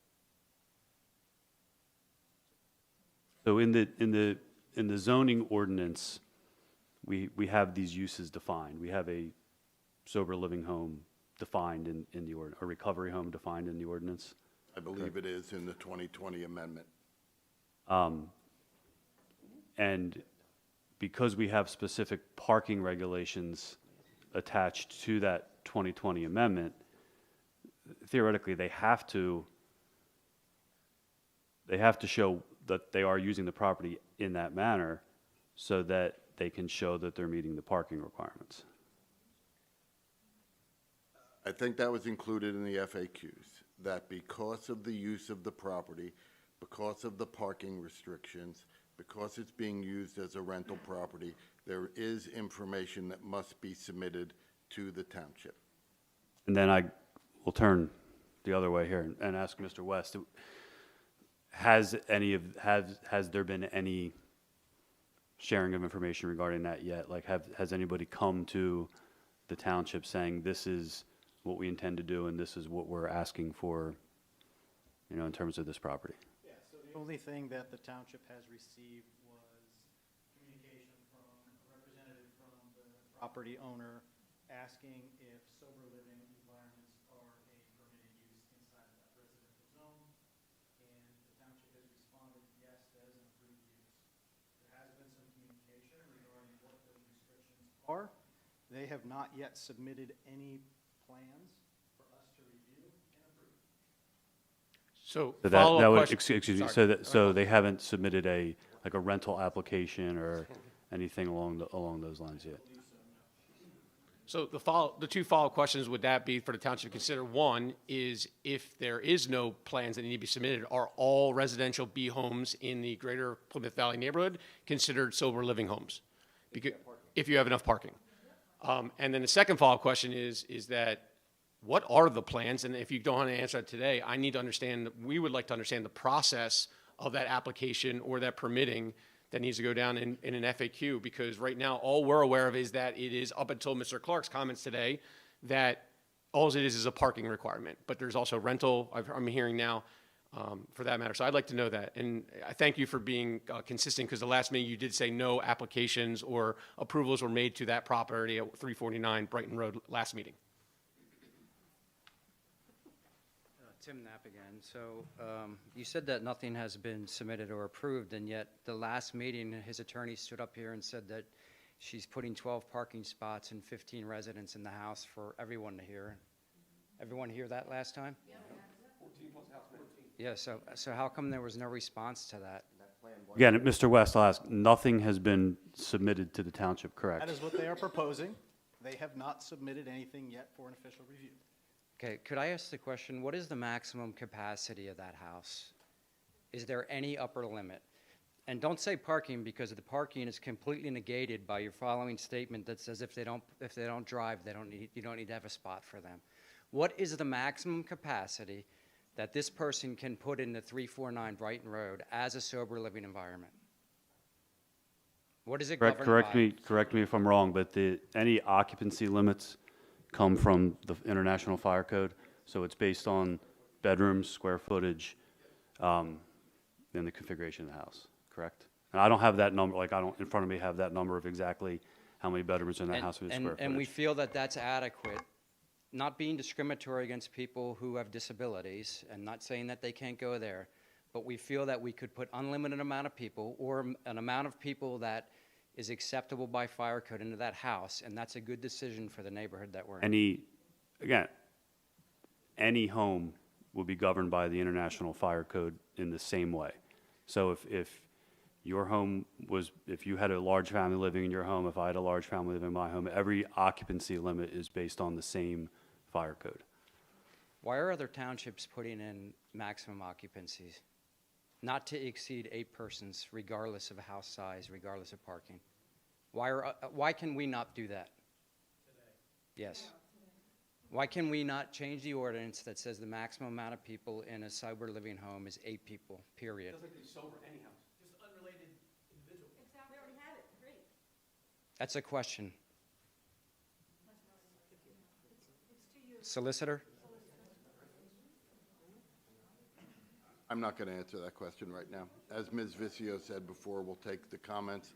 I'm furiously taking notes here, and if the FAQs need to be updated, they'll be updated. I'm sorry. Steve de Blasio again. Before I get started with this, Chris, my apologies. I'm tired, I'm hangry, I'm frustrated. I haven't slept in 30 days. I have slept in 30 You were days. trying to talk over me, but I have and you're all the doing other. it again. I and have was all the trying to other talk over things. you, and we got out of control. My apologies. I'm just saying, I'm also tired, All right. hungry, hangry. You got to deal with my So kid forth. all day. I get it. Excuse me, Mr. de Blasio, I'm going to give you a chance to speak, because we've given others multiple chances, but I also want to be sensitive to the fact that some people have come up multiple times, others haven't yet had a chance to speak if they choose to. So, I mean, please, if you can limit yourself to one set of comments until others have had a chance to speak, that would be helpful. I'll be Just quick. if you can be concise, thank you. And this is a follow-up to Mr. West. So in the right-to-know request documents that I received back today, part of there dated September 25th, it's a aerial image of the property from representation for 349 Brighton Road, explaining their intent, looking to verify that they could put 3 cars in the garage, they could put 3 cars outside of the garage, they could put so many cars in the macadam, and they were looking for confirmation from council that that was acceptable. Do you not consider that an application or a request to you that you just said was not received? That was a preliminary. It did not include all of the details that we need. And there was follow-up here that you guys were asked for more information? Because if there was, I did not receive that in a right-to-know request. So I'll file the appeal for that additional information, because I did ask for every and all communication and record. Thank you.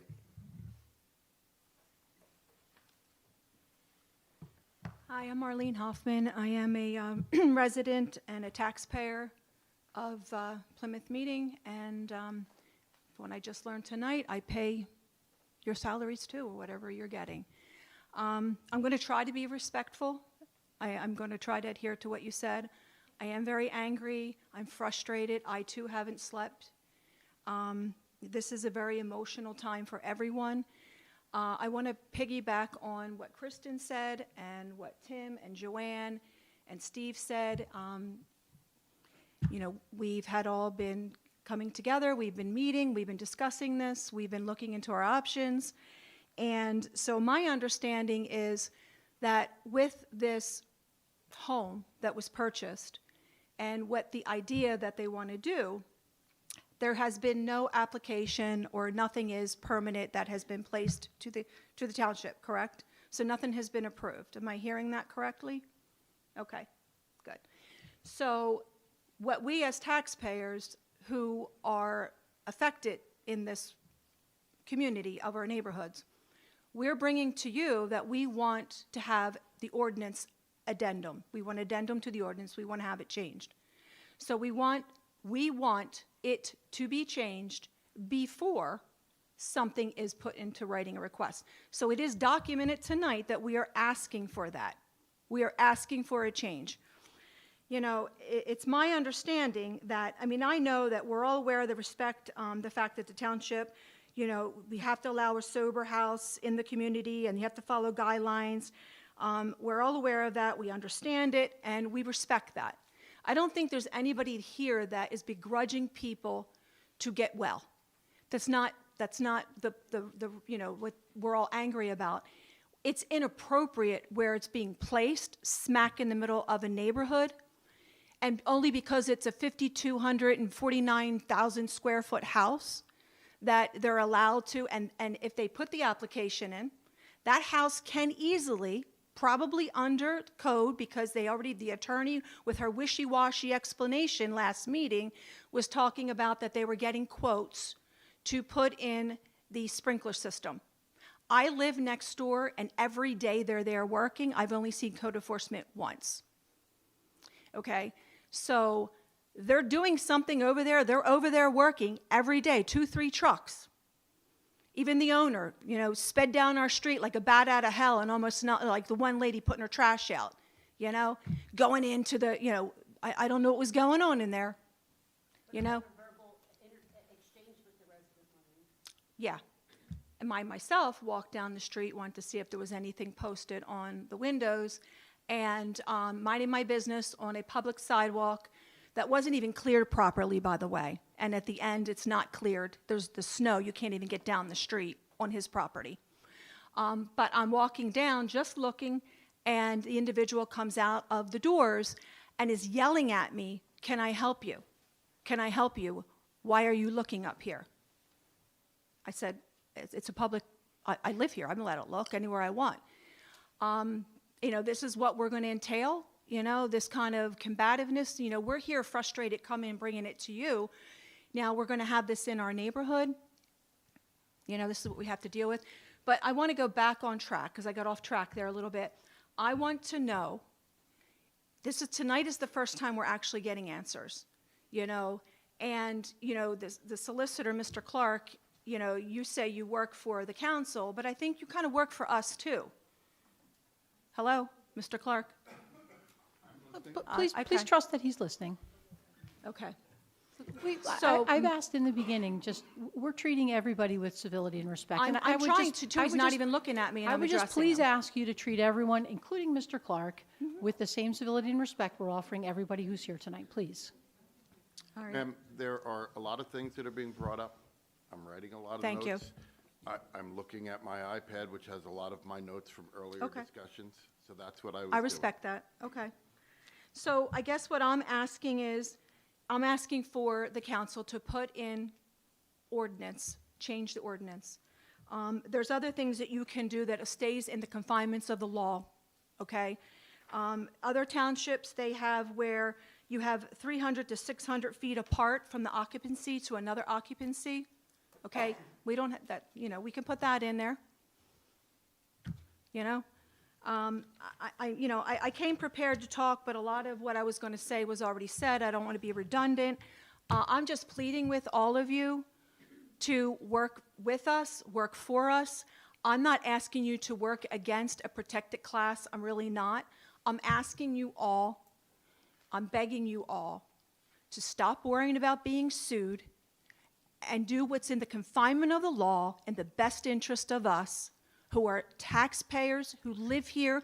We're not transient. You're not leaving in 60, 90 days. This is your home.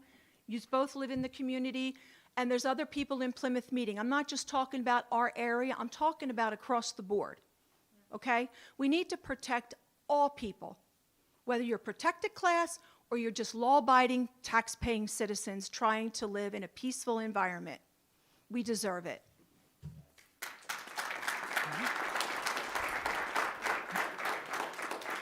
Thank you, Ms. Hoffman.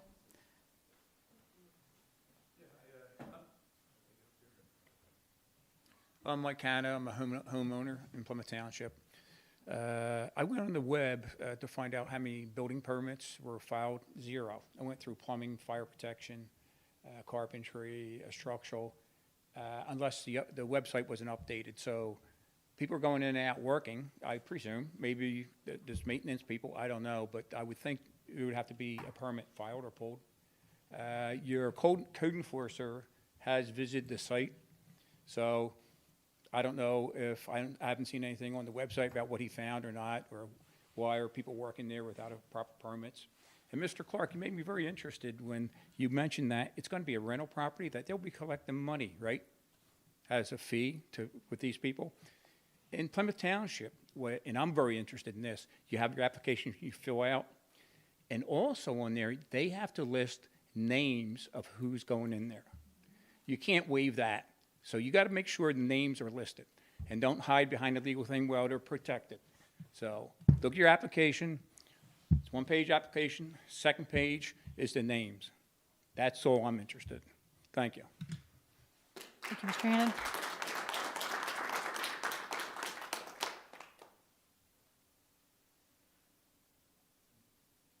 Additional comments on 349 Brighton?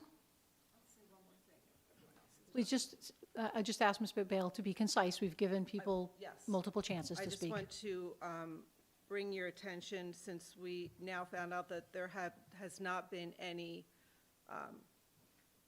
permit or whatever, application. Only a preliminary. Yes, so I just want to bring your attention to the Plymouth Township Home Rule Charter, Section 505, which provides for emergency ordinances. Council may, in the event of a substantial public emergency affecting the life, health, property, or peace of the citizens of the township, adopt emergency ordinances. So I would request, time is of the essence, and I think it would be appropriate to throw some little ordinance together before there is any official application made.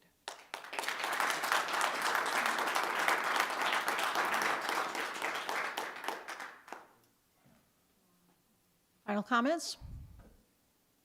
Okay, thank you. As I said in the beginning, thank you for giving us a chance to listen. We've taken notes, and we will be as responsive as we can be to questions that are within our jurisdiction and ability to answer. Thank you. Thank you for your time. I think you should all sit down and listen to 900 Conshohocken Road. Oh, I'm sorry. All comments need to be at the podium, please. We don't want this to turn into a disorgan. Comments directed towards us, not towards each. Comments directed towards us, not towards each other, please. Yes, I will. Can I sit here? Just to give some perspective. Just make sure the mic is on so that the recording picks up. Sounds like it is. Thank you. So I did send, Patty Smith, Plymouth Township. Artis Lukens, Plymouth Township. So I did send everyone an email just so there should be no surprises here. So previously back in November, we had a petition that garnered close to 1,200 signatures, and about 500 of those signatures were coming from Plymouth and Conshohocken residents. It's difficult to distinguish, obviously, because some Conchie people are in Plymouth. And then we've recently circulated another one for a moratorium on data centers. I understand that Mr. Clark, you may say that Naylor v. Hellam say that we cannot institute a moratorium from town council on specific land use developments. But I'm wondering whether you guys can communicate with the county to also ask for county level input, to also ask for the state level input, to call for a moratorium on data centers, because as it is right now, I do not think Plymouth is sufficiently prepared for the data center that is likely going to submit another proposal rather soon. And I think that for the audience, perhaps we should give some background as to the data center. On 900 Conshohocken Road, which used to be Cliff Steel, there is a gentleman or a company that would like to build a 8 million square foot?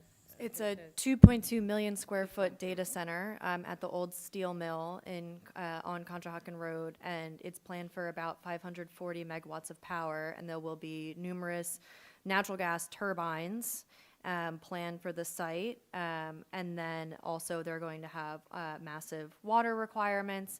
And as it stands right now, again, we have an ordinance problem. There are no ordinances in place in Plymouth to protect the community from any sort of environmental, energy, or pollutant-related effects. And the neighborhood that it is going to be most proximally impacted is already suffering from the impacts from the Covanta trash plant, the pollutants that come from that, and the air quality disturbances that come from that. Again, we're in an ordinance problem. So I would like to understand more so about what initiatives that you guys are undertaking to protect Countytown and Plymouth Township and Conshohocken. I know that, you know, you can't answer questions, but also I feel stuck, right? Because you can't answer questions here, but sometimes when we ask for emails and responses, you say that you have to answer things in the public forum. So I would like to understand what initiatives you guys have taken to either develop ordinances or push this forward before the applicant submits another proposal and is grandfathered in under the existing ordinances. And one of the concerns that I also have, coming from an emergency management background, is the use of lithium batteries, which I understand are highly flammable. If they catch fire, there's no emergency plan, no emergency protection. How are we going to evacuate the people that live across from there, that live on a one-lane road? And there's about, 75, 100 people on that road. How are we going to protect the people on the other side of Countytown from this fire, if there ever was one? And then there's also the Blue Route Bridge. If a lithium battery, or the number of lithium batteries that would be used to energize this massive data center that backs up onto the Schuylkill River and the bike trail, if that catches fire and those lithium batteries catch fire, what's going to happen? Our fire departments are not built to take care of that. So there's all kinds of emergency management responses that also are not being addressed, not to mention the environmental impact. So is there any way that you could provide insight on what initiatives that you guys have taken?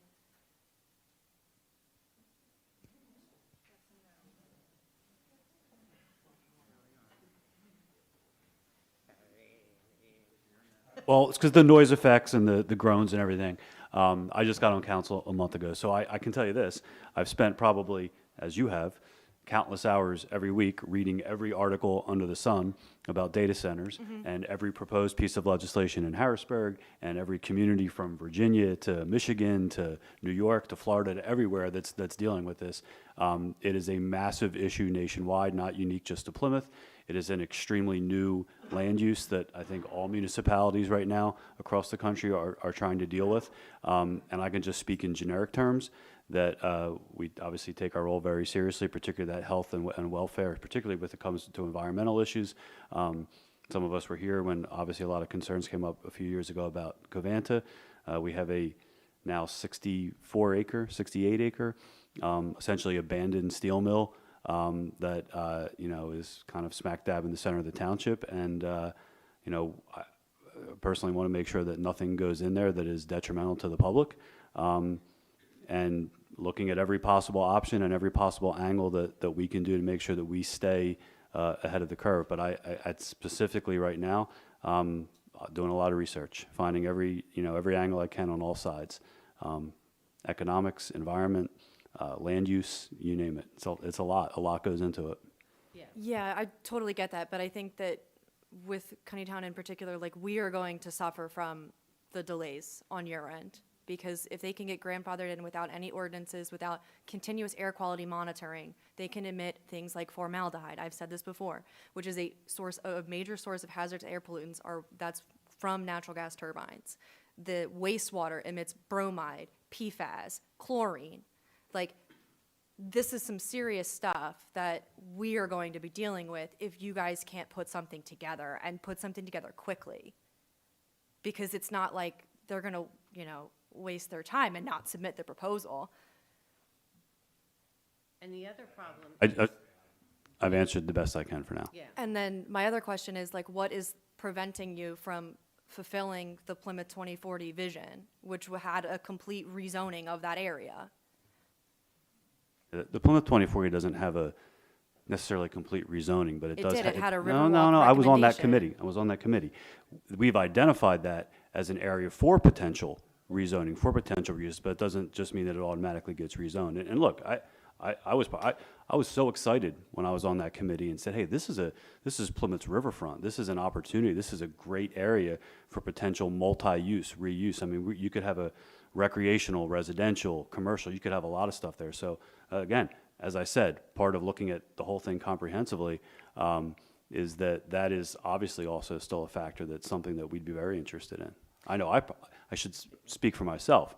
You know, I would personally be very interested in seeing the vision of that comprehensive plan, which is a guiding document, and obviously economies and situations change, so it's not something that necessarily always has to stay. But like that, to me, was one of the highlights of that plan. To respond to your question, I think in terms of what Chris has shared, I think we're all doing the same thing. I mean, we're all trying to be informed and educated on the topic of data centers, and it's a massive undertaking, as you both know. In addition, we are working with the county. So we have, as you know, we have engaged the Montgomery County Planning Commission so that we can look at zoning across Plymouth. We can look sort of comprehensively at what we're doing in Plymouth, which includes this topic, right? It's not just this topic, but it includes this topic when we talk about zoning, when we talk about our evolution, when we talk about redevelopment of Plymouth. So that's something that we've taken very seriously. We've contracted with the Montgomery County Planning Commission, and we will engage with them on this and other topics. Now, we have not yet, I know you'll ask, like, well, what have we haven't coordinated with them. We don't have an answer yet. But that is something that we have put on our books so that we have an actual strategic plan forward rather than just quickly trying to do, you know, piecemeal or Band-Aids. We want to be thoughtful and strategic about everything that's happening in Plymouth, including this. I appreciate where you're coming from, but you have a strategic plan already. And I know you might say that it's outdated, but you have one already. You could, if you chose to do that. And I fear that this chasing after this contract, while it may help other data centers that might pop up in Plymouth, I don't know what the timeline is. It sounds like this is going to happen after the applicant submits his other proposal. But also, what is the point of enacting an ordinance and legislation quickly if it's not effective? We're going to get nothing because we're going to have to fight the other process. We don't even know what we can and can't regulate, and we could put something in place. For example, at one point, people were creating ordinances to regulate where Amazon warehouses were going to go.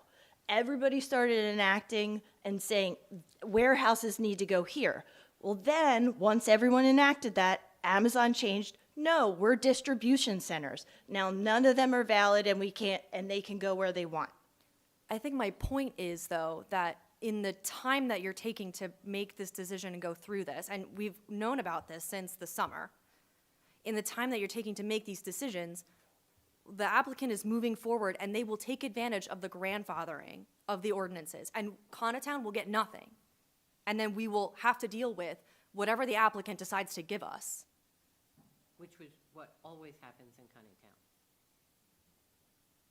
And that doesn't seem right to me. And I know that there might be nothing that you can do, but that does not seem right for Cunningham because we've already been impacted by the Blue Route. We are already impacted by Covanta, and we really need you guys to take consideration of our public health and our welfare because we have an applicant that we've known about for months. And it's not And just Cunningham, though. yeah. It's Conshohocken as well. I know, but we're all Yeah, no, I know. experiencing this. Like, we are on a grid that goes down to Virginia. We're experiencing the Yes. effects of the data centers But there, you too. have to keep in mind, Kristen, that in Pottstown, they have already, the Game Commission has already sold 60 acres to a database developer, traded, to a database, to a data center developer so that they can develop land on the Schuylkill River. So upriver from us, already, there's going to be Penhurst and this Pottstown thing, and they're going to be basically across the river from each other. We already know they're going to go down the river. We know that there's a very good chance that West Conshohocken, where that old Smith Klein building is, or was, the same developer, O'Neill, has got his fingers into that and wants to turn that into a data center. That's going to be right across the river from Cliff Steel. So we're looking at the Schuylkill River and we're saying, this is where they want to develop, is right along the Schuylkill River because that's where the water is. God forbid there's a drought, but that's where they think the water is. And they're going to pollute the you-know-what out of that Schuylkill River. So that's our concern, is that, you know, we are watching this, and we're watching this development, and we know what's gonna happen. And so we're counting on you to do the very best you can, and I know that you are trying. I mean, we got that light at Ross Street. That was awesome. Miggy Town. Way to go, Tiffany. But yet it's another, you know, underserved community is Miggy Town. And I think, like, I'm also asking for your creativity and your collaboration, because there are other townships and counties in this area who are being impacted by these. Like, have you reached out to them and asked them, like, what they're doing? Like, what's East Vincent doing? Because Lackawanna County is considering sending a letter to the General Assembly to ask for a moratorium, because I know that you guys technically can't, but the General Assembly can. So that's the kind of creativity that I would really love to see from you guys, to be like, hey, we know our limits, but can we collaborate with other townships, other commissioners, to gather our input and feedback and send that, our constituent concerns, and send it. So that's just another area. Like, I would really appreciate that creativity and collaboration to happen, because I understand that you're working in constraints, but the delays on the constraints are just going to impact us anyway, because this data center is coming within probably the next 2 months or so. So that would be my final And comment. Mr. O'Neill is not gonna play around this time. He's already told us that. You're gonna have this data center whether you like it or not. He's just being nice to us. That's what he said. So that would be, That, yeah. yeah. Thank you. Thank you. Thank you.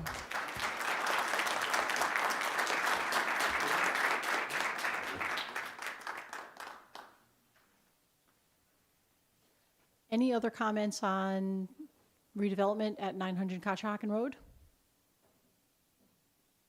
No. And I will just say in summary, we are not unconcerned. We, as a council, are concerned, and as concerned as you are. I know you'd like things to happen maybe more quickly than they do. Sometimes government doesn't move quickly, but fair point taken that we could be maybe leveraging our persuasion in Harrisburg. There are other things that we could be doing, but know that we are. We are concerned. We have heard your concerns. We share some of your concerns, because there are many things we don't know about data centers and their impact. We appreciate that you're showing up in a collaborative manner, so I want to say thank you for that. And we will continue to have a conversation. Yeah, and if you want, like, the people that we're talking to, or the people that we have found being helpful, we're more than happy to give you that information. You know, Katie Muff has been a godsend for us, and she is really putting up the good fight in East Vincent. Appreciate that. And I will also say, I personally appreciate, like, that you recognize there are things we cannot do, like putting a moratorium on data centers. We cannot do. We cannot put a temporary moratorium or a permanent ban on data centers. Like that, those things are not within our jurisdiction. We don't have the right to do those things. So we do have to come up with other ways to be protected, and we want to be thoughtful and careful, because to Kristen's point, you know, sometimes acting quickly feels good because we've done something, but sometimes the unintended consequences of acting quickly are something that are as significant as what you might have not done. So, again, thank you for being here. Thank you for sharing your concerns. Know that we share your concerns, and will continue to be available for discussion. And if you need the petition or anything, I can give you the CSV. I just don't know how you guys take those, if you look at them, or if my verbal confirmation of how many people have signed is enough. I don't know. I think at this point, that's, knowing that you have it, if we should need it, that's fine. And we trust that if you say you have it, you do. Any other comments about any other topic while we're here?